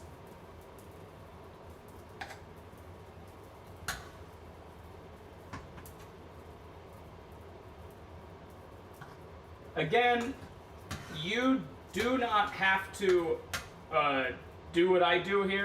If you want to cube your chicken before you cook it at all, you absolutely can. If it's chicken thighs, it'll probably be totally fine. If it's chicken breast, you might see that your chicken has dried out a little bit more than you'd want it to. But listen, at the end of the day, if it doesn't fucking bother you, you did it right.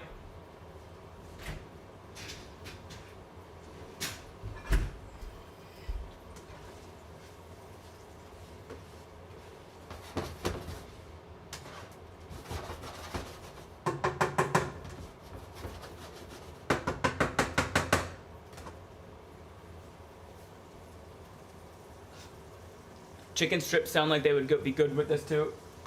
You're not gonna believe what chicken strips are made out of.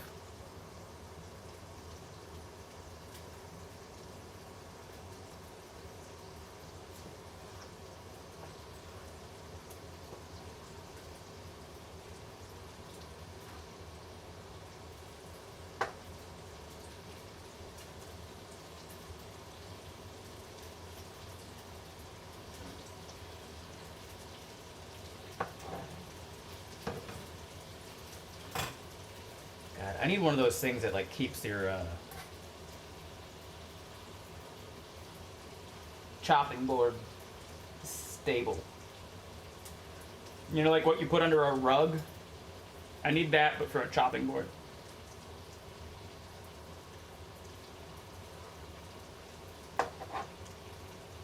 Okay. Chicken in pan.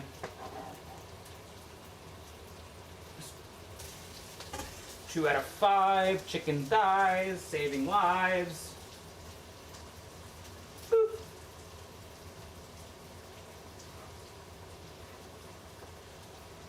And I know you can just wet a paper towel, like get a damp paper towel, fold it underneath the cutting board, and it'll mostly stay in place. But I don't wanna do that every time.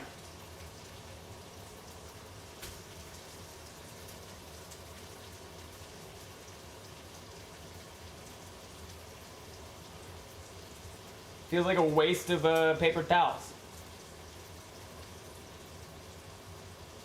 Whew. That chicken is hot, hot, hot, hot.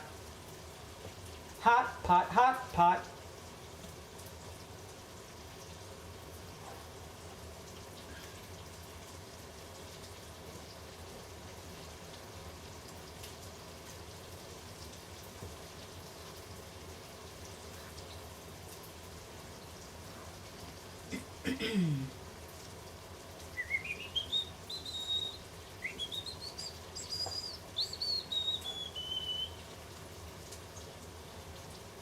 Turn to pan. Insert chicken. Chimkin. Pan.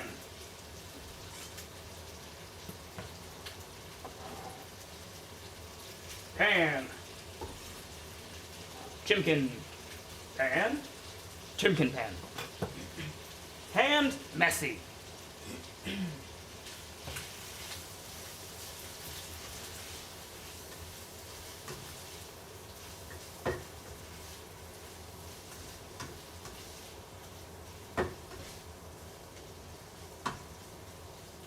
That smells really good. Clean hand. Need hand.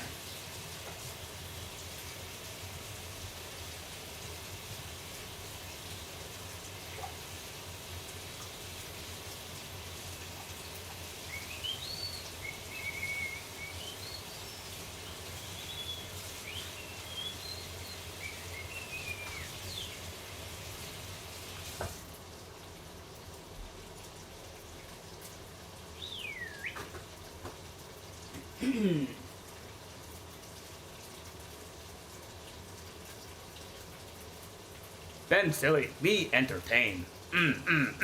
I named my villager Mysterio. Excellent choice of Superman, Spider-Man villain. Love mystery. Okay, we're gonna give our sauce one last whisk. Ah! Hot.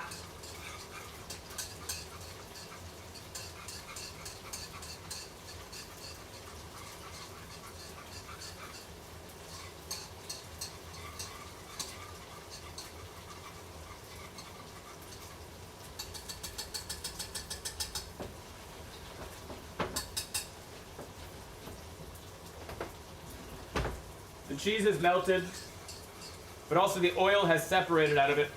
So we really gotta let it cool now. It's definitely less chunky.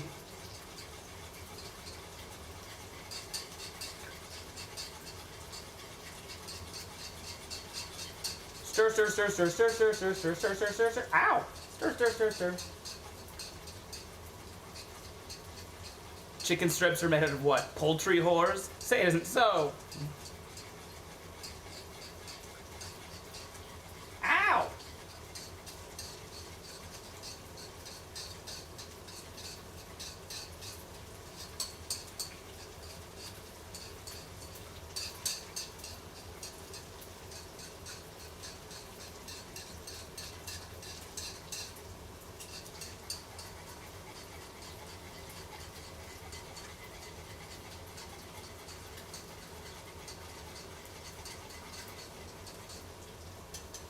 Yeah, that looks good. Would a kiss of mustard help as an emulsifier? Maybe. Stop burning yourself, add cream. Ooh, do I have mustard? I know I have cream. I'm gonna add a little cream. Thank you.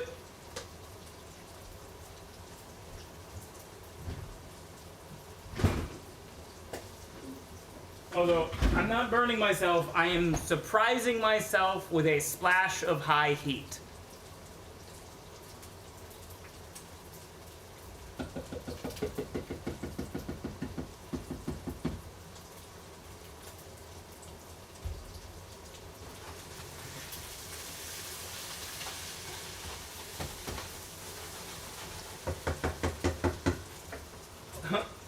That's where that smell is coming from.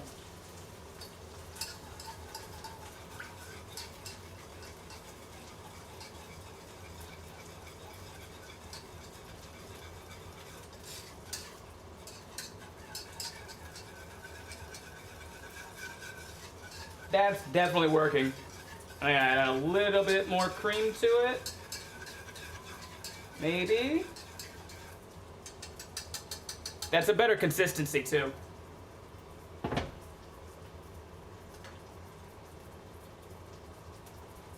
Hiya! Cream! It was all a cream! I used to read Plate Up magazine!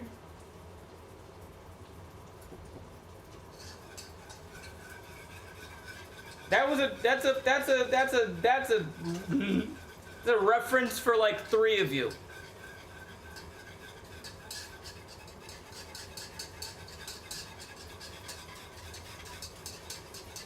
All right. Look at that.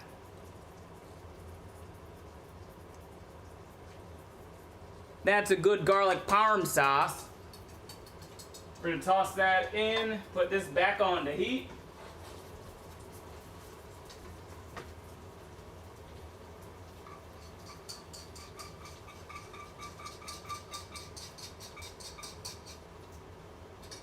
I have no idea how much sauce I just made. But I don't think I'm supposed to put in like a ton of it.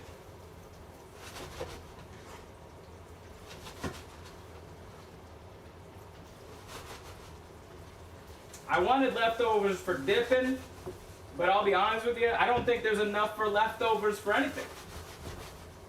So we're just gonna add it all. We're just gonna add it all.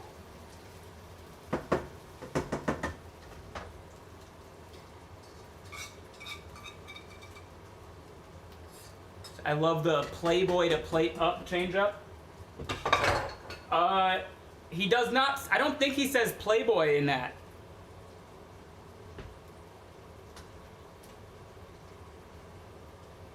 He says word up.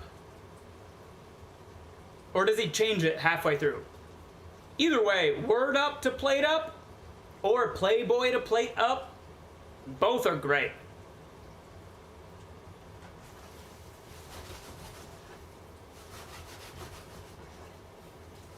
Woo! I just got a direct inhalation of garlic and red pepper flakes straight up my nostril. If I wasn't awake before, your boy is now.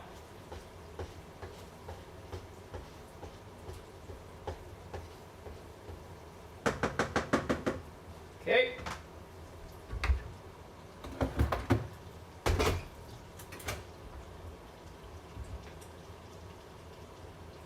Where is my small strainer?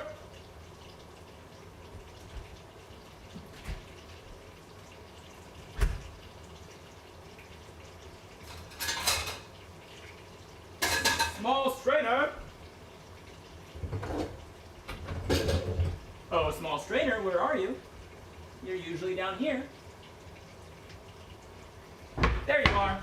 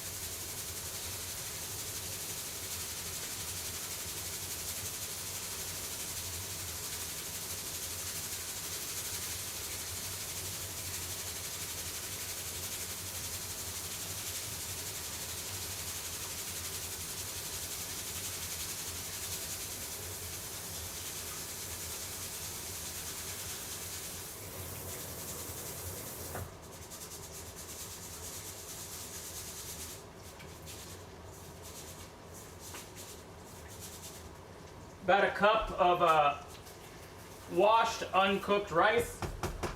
I think his recipe said jasmine rice. I'm using white rice.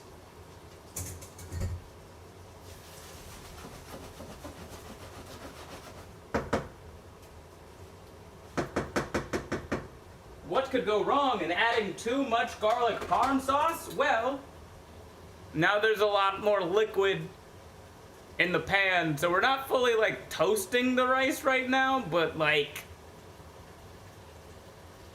ah,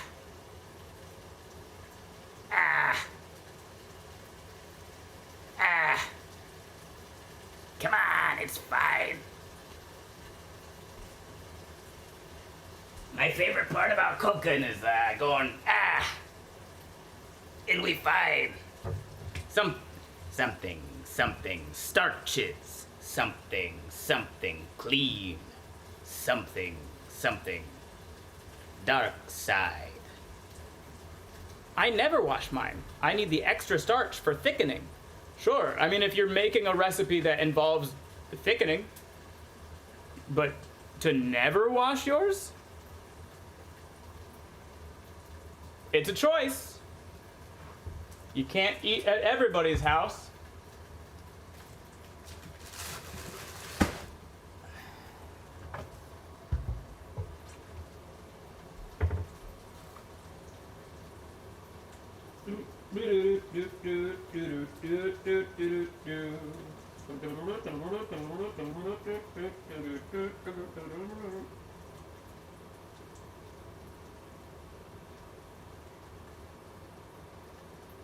Yeah.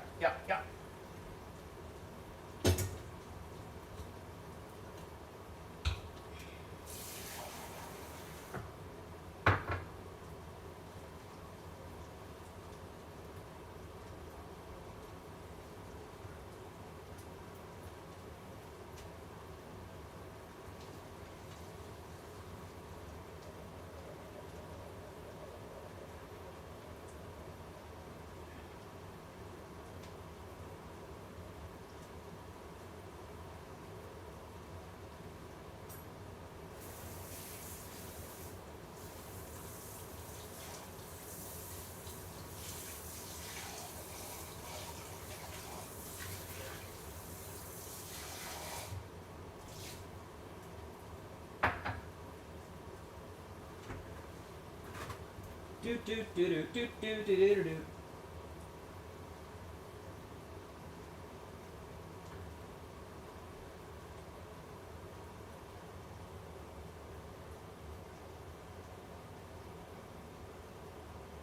It makes sense in the context of how I cook with rice. Yeah, sure. Do you only cook with rice in one way? Rice is very versatile. Don't limit yourself.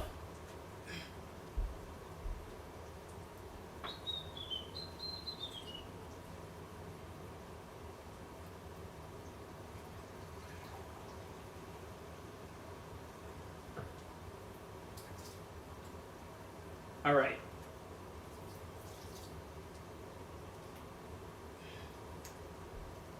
At this point, recipe says to add 2 cups of chicken broth.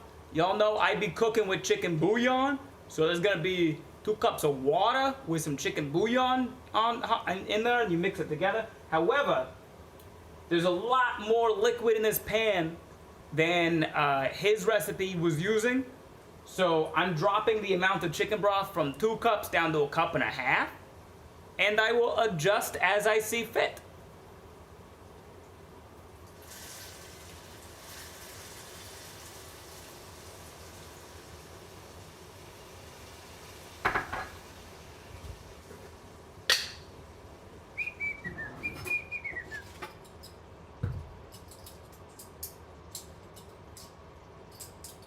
God, where the fuck is my teaspoon thing? Alright. I'll use the 1/2 teaspoon. 2 1/2 teaspoons of chicken bouillon.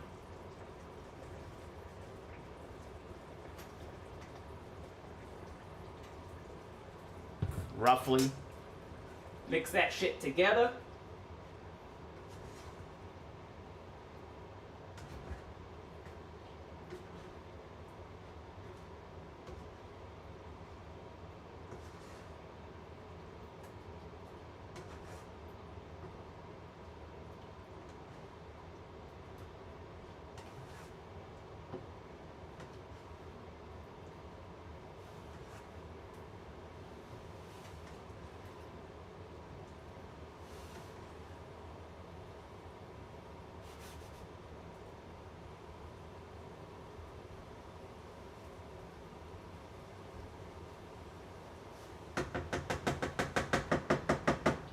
Bring it up to a boil.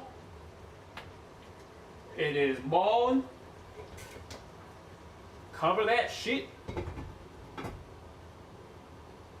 Drop it down to medium low.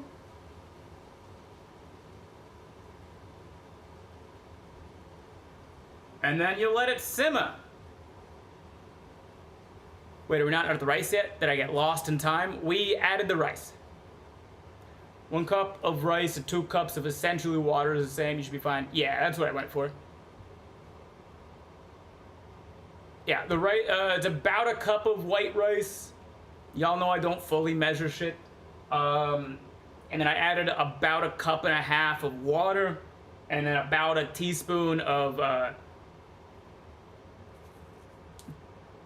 chicken bouillon powder. I love this shit. It's great. Before this, do you know how often I had to like throw out chicken broth? Crazy. This is just water and then the seasonings. Okay, so we have to let this sit for about 15 to 20 minutes while the rice simmers. Ah, shit, I knew I should have left it out. I knew I would do this.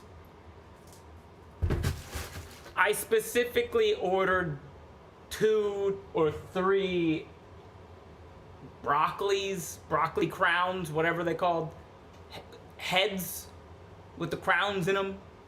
Anyway, are there florets? And when a bunch of florets are together, it's a crown. And when the crown and the stalk are together, it's a bundle? I don't know. I ordered like 2 or 3 crowns of broccoli so that I could chop those up and toss them in. You know what? Fuck it. I'm still gonna do it. It's fine. It's still early on. You can eat broccoli raw.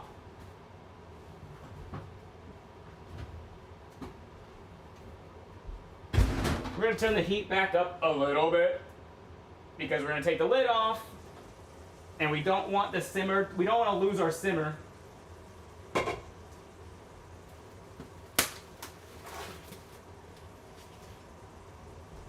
Wash the good knife real quick.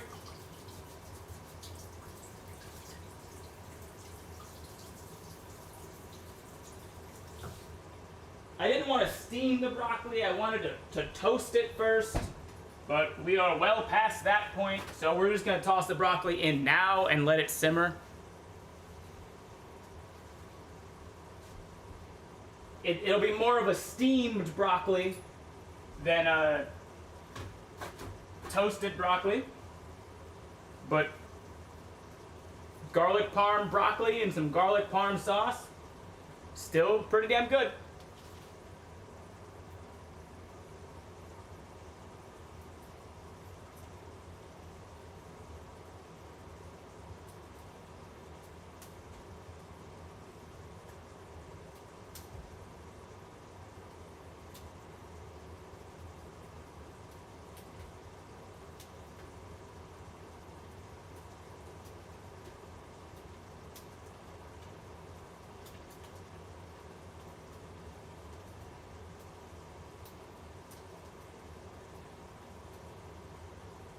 Man.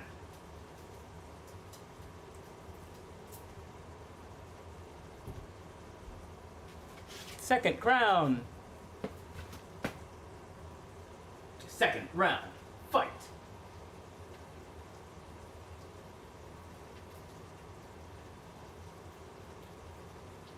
If you are not comfortable cutting broccoli like this, please God, don't cut broccoli like this.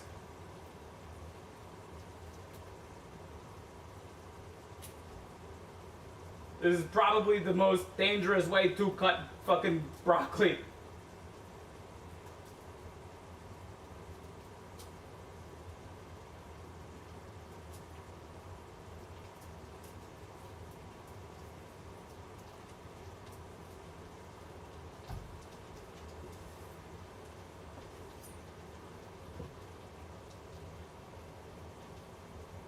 Do you have shredded cheese? You can add that on top. Yes. And I'll be doing it at the end. So I'm gonna let it simmer together first. Then we're gonna add shredded cheese. I have, What did he say?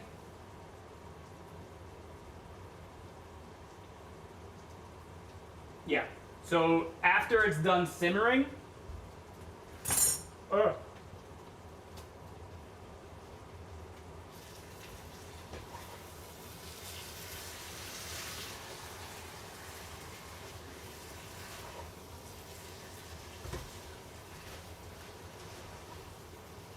'I think we're gonna have to add a little bit more chicken broth to this.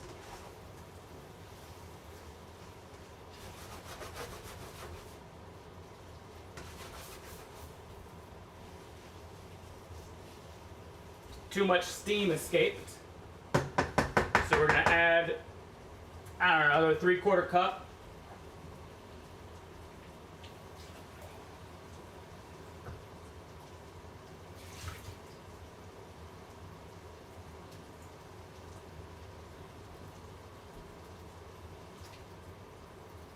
Three-quarter cup of water. I put my bouillon away. Another like half a teaspoon of bouillon.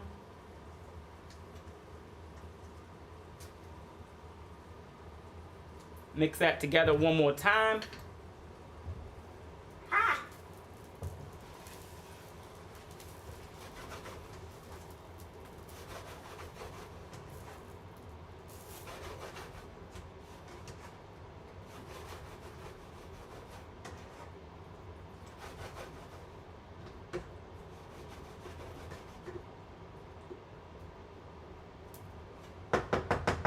Bring this back up to a simmer.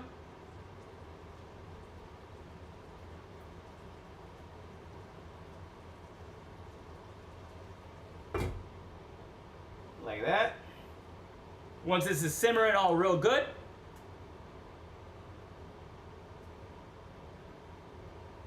honestly, you make me nervous every time I see you use a knife. You can always add more sauce. Yeah. I made all the sauce. Or I added all the sauce. You make me nervous every time I see you use a knife. Why, Ruby?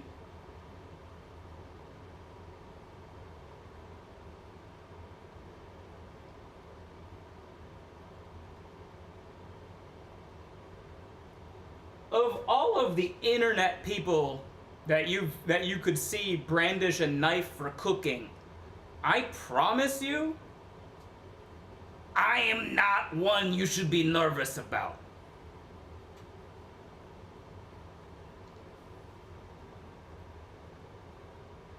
Medium low.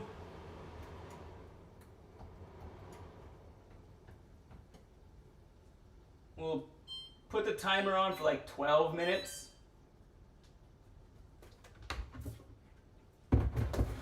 And you should, at home, use this time. If I need more water, the temperature in this place is too damn high. Dangling broccoli knife was pretty interesting. It's a very quick way to chop broccoli florets off of a broccoli crown. Comical. I told you guys not to do it if you are not fully comfortable chopping broccoli like that. I am. I've been doing that shit for years.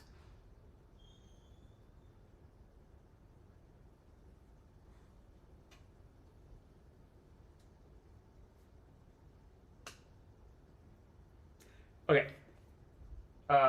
Right now is a great time to clean up all the shit you got out.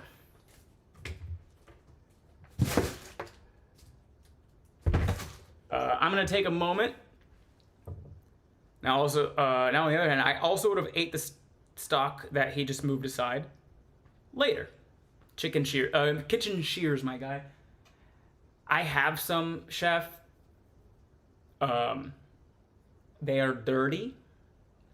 My roommate used them for something. I'm not sure. It was food, and I could just clean them, but Drink water! beat the heat, drill sergeant, beat the heat. Didn't wanna. So, used a knife. And what, come on, what are kitchen shears if not just two knives?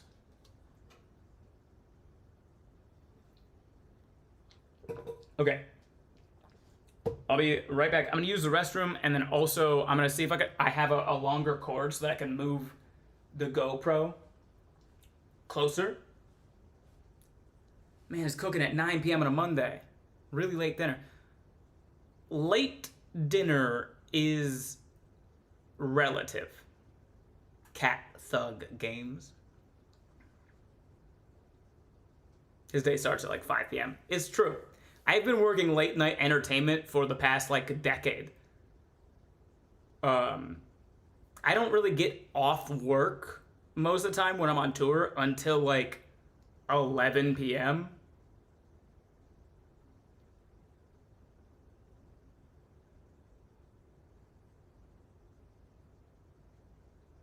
Okay, right.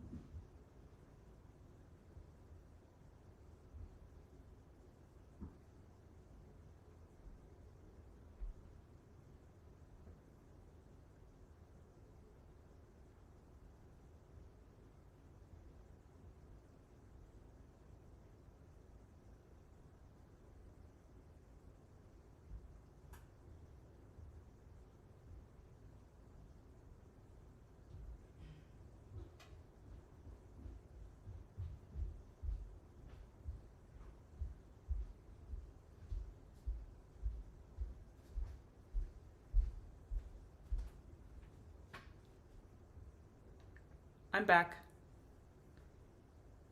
We have the same rice cooker, but mine is black. Can you see my rice cooker? Oh, this one over here? Nice. Also, hi, Shane. My game started PRB. Have fun. All right. So I have this. This is the, it's a C2C connector for Mac. I'm gonna try. We're gonna lose this image, and hopefully we get it back with this cord.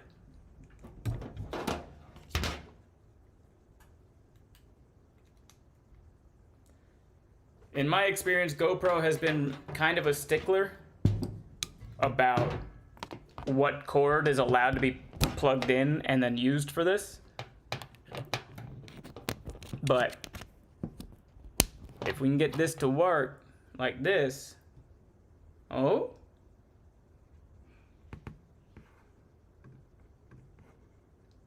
Let's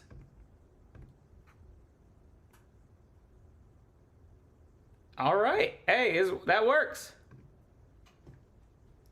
So now we can actually move this pretty decently far from the laptop. We did it! We did it! We did it! Yay! Always we did it!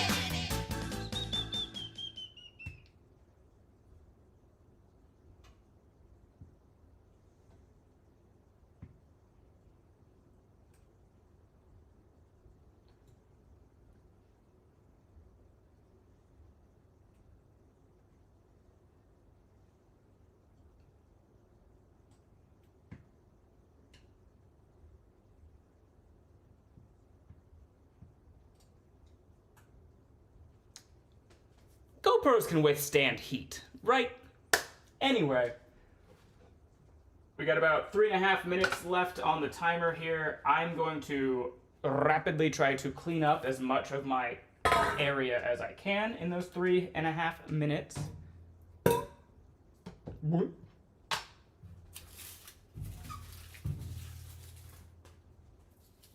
Put away all the stuff I need to put away. Throw away all the stuff I need to throw away.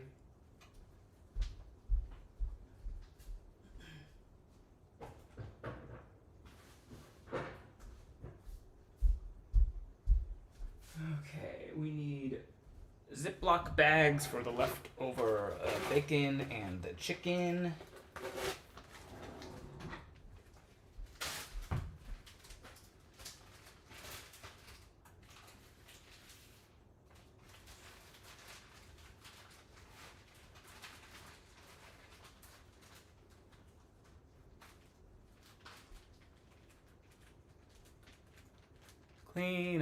Clean up, everybody, everywhere. Broccoli is done. Yeah. Probably.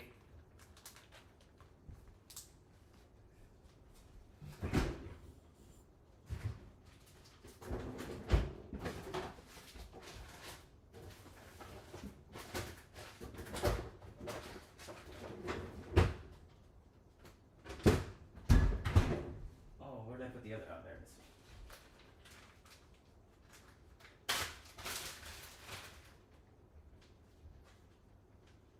Boop. How many chicken thighs do I have left? 2. 3 remaining chicken thighs, which I will put in the freezer for a later date.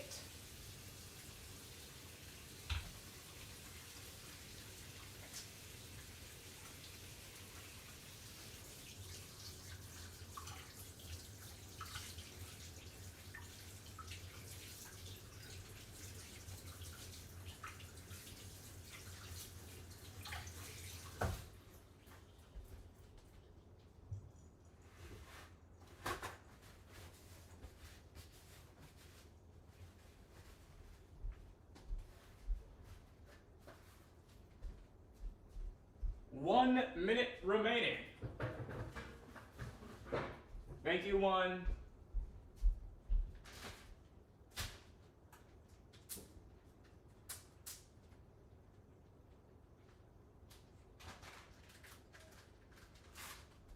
Got the chicken in the freezer.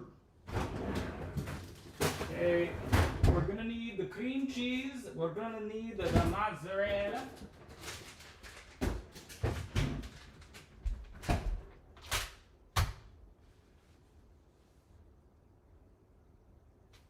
How many ounces of cream cheese is this? 8?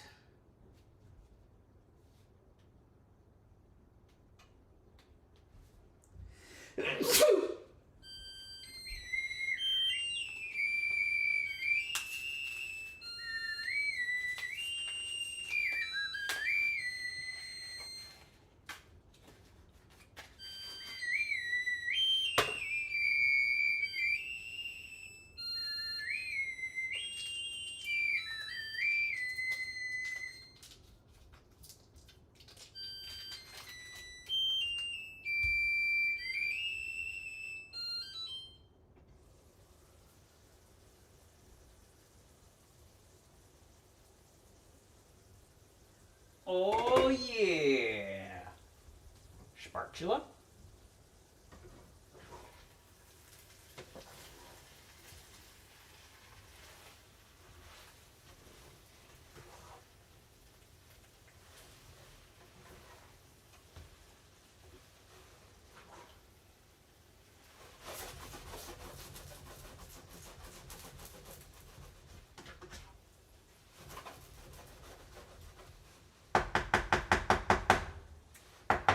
Okay, now for the piece de resistance, we're gonna add 2 ounces of cream cheese.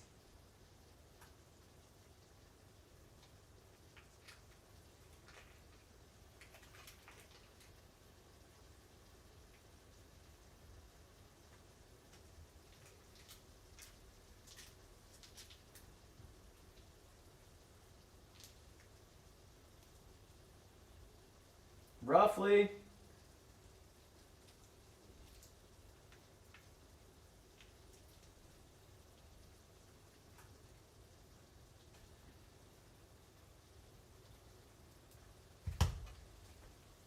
And we're gonna add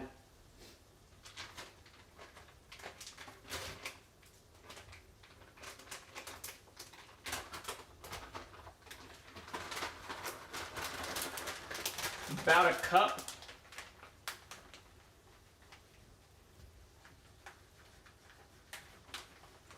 of mozzarella.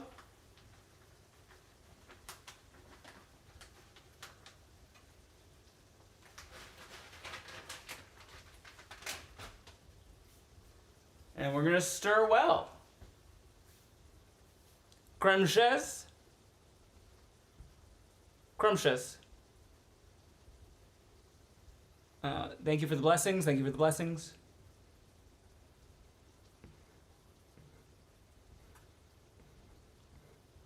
Whip. I feel blessed. It looks good. Oh, hi, Sarah. Welcome in. I hope it tastes good. Cup of Mo cheese. Missouri cheese. Yep.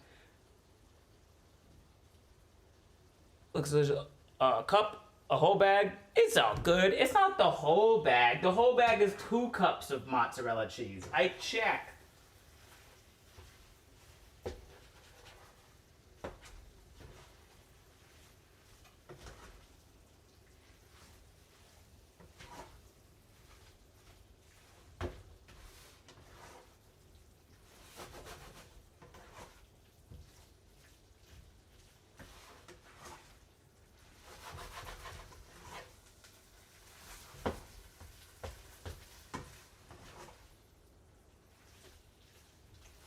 Need this cream cheese to melt and incorporate everywhere. That's how you know it's probably a white person who made this recipe, by the way.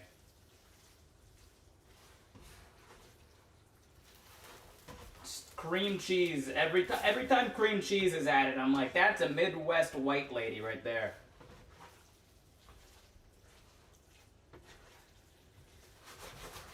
And you know what? Hell yeah. Cream cheese is good. Melts well into things. Okay. The last step for this, I believe, is to top with more cheese.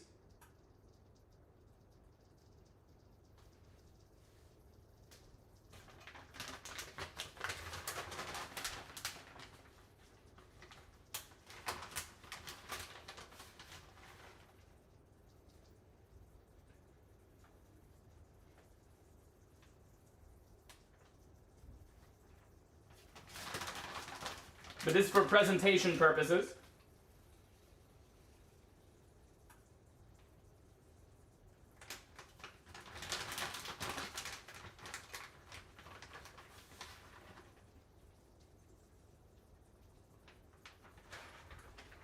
Top with more cheese and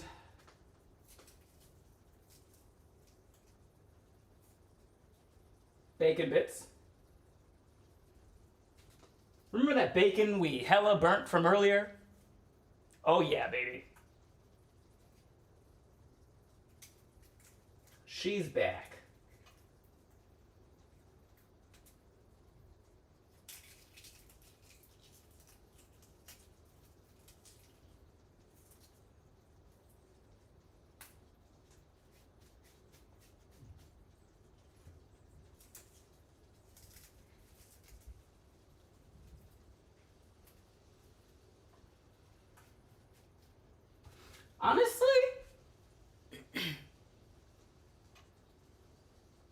Honestly, the burnt bacon is just gonna add some add some texture to this, because this whole one pot is mostly just mushy, consistency-wise. So a little burnt, crispy bacon bits on top. No accidents in this kitchen.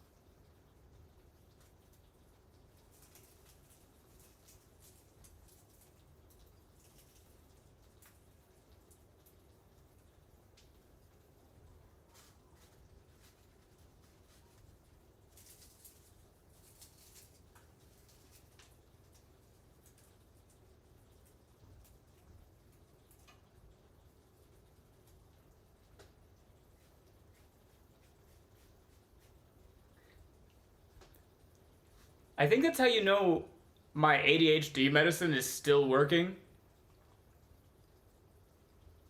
Because I just had a lot of inside thoughts and then kept them there.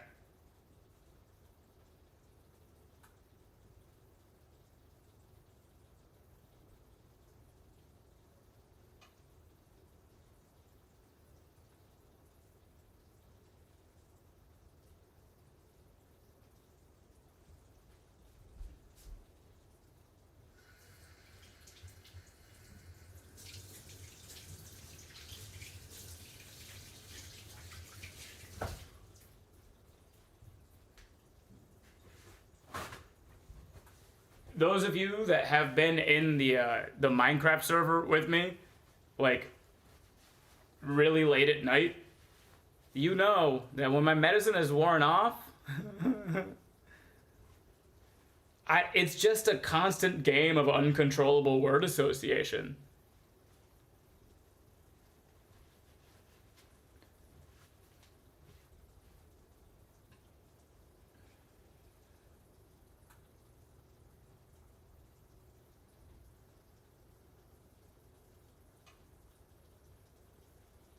Oh, it's a fun game for sure. Because there's a secondary game you can play where it's like, what the fuck is Ben referencing right now?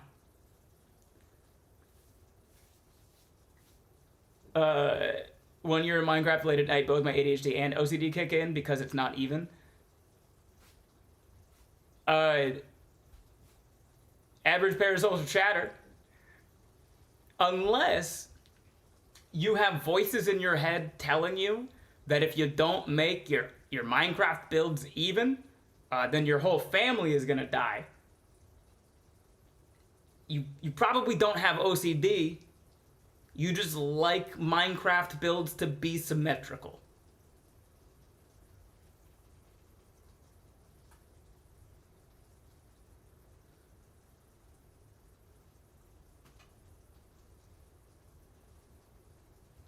lid. All right. So we're gonna put this down to low. Fair enough. Yeah. We're putting this down to low. The goal here is just to melt the cheese on top. And I'm gonna go see if the roommate, Danny's not home. He got on a plane to Vegas earlier for a convention, like a gaming business convention. I don't know, but I'm gonna see if Daniel wants to try some of this.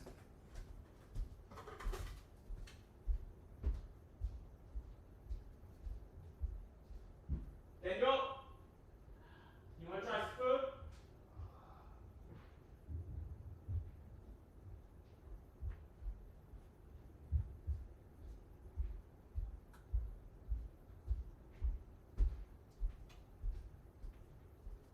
He said, "Ah," which I think means yes. Wait.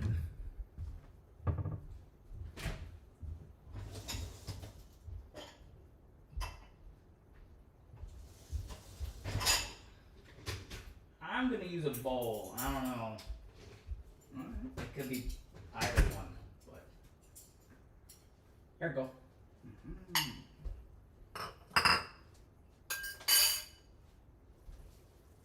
Ooh. Yeah. Ooh. Yeah. The burner did the thing again because I was trying to use the triple burner, and it was working really well, and then it suddenly was like full blast. So the bacon is more burnt than intended. However,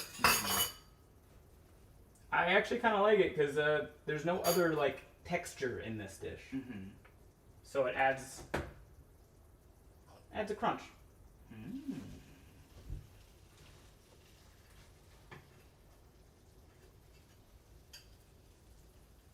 Oh yeah, look at that cheese pull.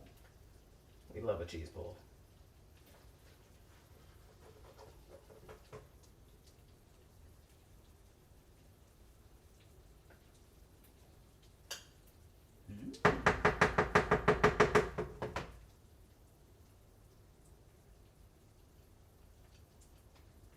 For you. Oh, thank you. We're gonna pop this into the full camera here. You gotta bite it on camera. Yeah, those are the rules. I'm gonna burn my mouth. That's part of the process.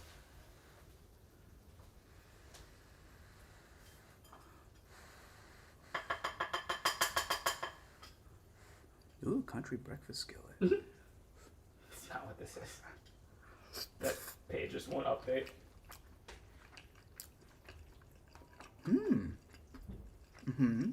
Yeah? Very creamy. That was the goal. It was like a creamy garlic parm chicken and rice with broccoli. Holy moly, Batcat, hi. Are you Batcat? Oh no. Am I Batcat? Dragon girl.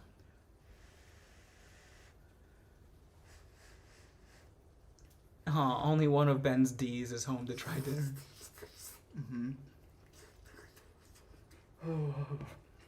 Oh, Batcat is Batcat. That makes sense. Fork Eisen, what's up, man? Add some sriracha on top of that. I'm down. Oh. There's definitely there was there's red pepper flakes in the garlic parm sauce, but I mean a little hot sauce on top. No. That don't sound too bad at all.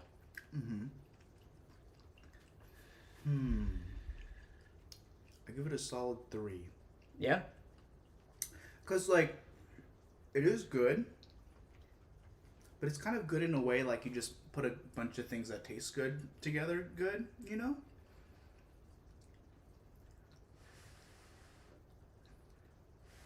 Like a salad of dinner. Yeah.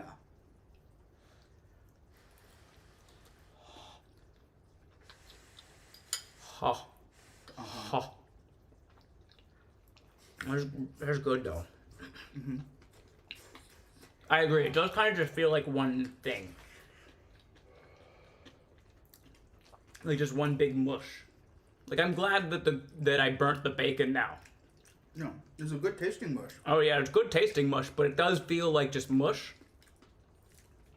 Like the pieces don't have like any individuality to them. But still good. I'd probably go 3.5. Because it still tastes good. It's just it could definitely be better on the texture, the texture side, and also like the intermingling of different flavors instead of it all just being one note, one flavor. How's the broccoli? I mean, broccoli's cooked through. I'm doing well, getting ready for summer session in school. Oh fuck yeah, powered semesters. What are you studying in school, Kaizen?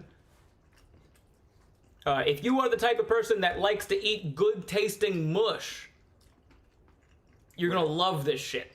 Hey, you're gonna love my nuts. You're gonna love my nuts. Put it on some hard toasted bread. Oh, that could be good too. Do I have Texas toast? I haven't seen any No. recently. Damn. If I had some like thick cut brioche, could make some like Raising Cane's Texas toast. That'd be good as fuck on with this. Thank you for the recommendation, Chef Reed. I think probably right now I'm just gonna eat this shit because I'm hungry. But for the leftovers, oh, this is going on toast. Faux shout. That might make a damn good sandwich. Kaizen. Business, the degree for folks who don't like thinking in their post-military career, huh? I turned off my brain after well, actually I turned off my brain during military and I just didn't turn it back on. They kept going, show me on your LES where it says think pay. And I said, you got Joe Sergeant. Sliders, go get some Hawaiian bread. I do have Hawaiian bread. I think the problem with this on sliders is that you would take one bite and then it would all just come out. I think you gotta have like almost like a half taco. An open-faced sandwich. An open-faced sandwich is what they call it. Thank you, Hot Brown in St. Louis. As a previous drill sergeant, approved. Bread bowl. Ooh, bread bowl, man. Yeah. What about some tortillas? Not crunchy enough, I don't think. Like it would definitely work, and I'd eat it. Ooh, tortilla chips. Use it as like a dip. Oh, we still have those the Santa Fe tortilla strips. Yeah. Okay. So what we're saying tastes good. The texture is just kind of like whatever. So if you can make, or if you have some sort of like textured, crunchier vehicle to deliver the food into your gullet, that would definitely upgrade this by at least half a point, I think. But otherwise, if you were the kind of person that just loves mush, like a bowl of like human wet dog food. Bachelor chow. Bachelor chow. This is great. You'd love the fuck out of this. Maybe serve it on a well-crisped flatbread. There's like 3 or 4 people in here who cook and or work in restaurants, and they're all like, do this and this and this right now, and I love it. I'm a big fan of all of these suggestions. I feel like something with acidity could like brighten it, because it is a bit. You have some balsamic vinegar? Maybe. We have some.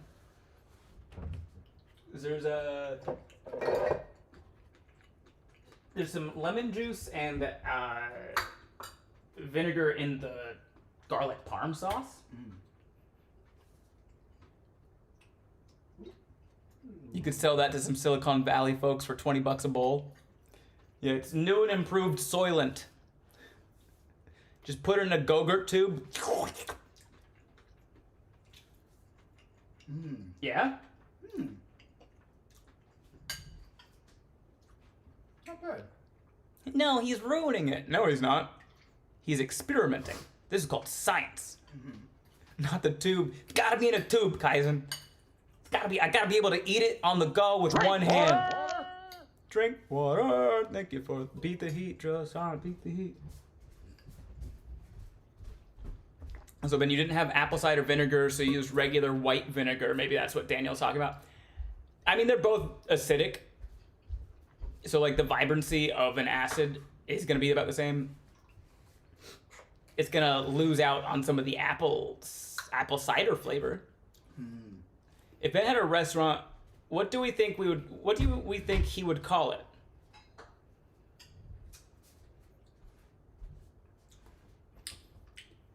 Call your restaurant?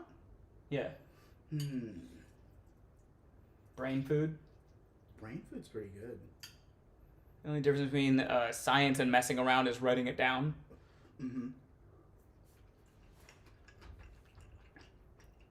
Hold up. Take the stems of the uncooked broccoli and dunk it a little and see if it doesn't give it that crunch. That's resourceful. They are very thick stems. It would be like 90% crunch through a stem of broccoli. Toasted corn would be good. Toasted sourdough.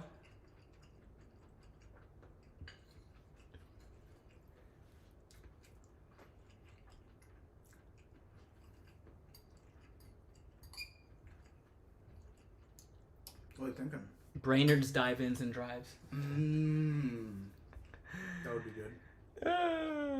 I've done it, but if you don't want to... No, I don't want to just eat a raw stalk of broccoli with a little bit of cheesy rice on it. Crazy. All right, let's see who is live on the TW Witch.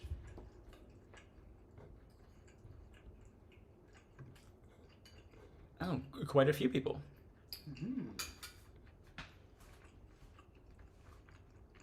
We haven't rated McDoodle or Noelia in a while.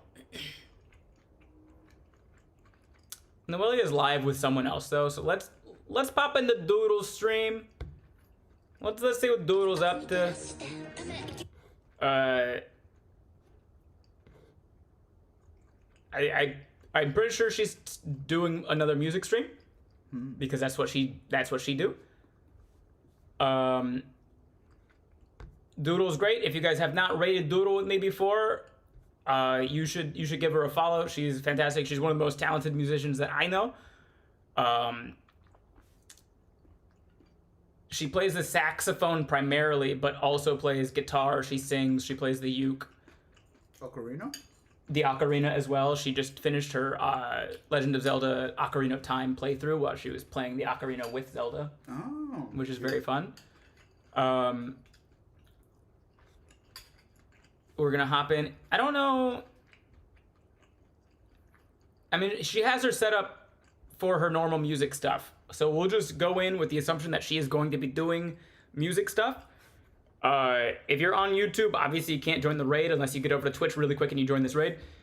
Otherwise, usually what we do is when I raid, she will ask if I want a song to be played. Wonderwall. No. But usually what I do is the first person from my stream that raided in with me to request one of the songs on her song list when she asks, you can have the spot that I would have. So, if you like it when talented people play songs that you request, join this raid. Her command for the song list is !SL. That's how you pull up the link for the song list, and then you can actually like go and see what songs she has. And the song list will tell you what instrument she plays it on. So keep that in mind when you're looking. Otherwise, the raid call is Beans, because she calls me Bean. She was talking too fast one time, saw my name, and called me Bean bread, I think is what she called me. Yeah, bean bread, which is better than what Danny accidentally called me on stream like last week. I can't even repeat that. Say that. Yeah, I know. He was like, "Oh no," and I was like, "You are allowed to say that." I can't respond, but Say half of that. yeah. All right, everybody hop in this raid. See you guys tomorrow, 5 p.m. For D&D. Bye bye. I love you. Mean it.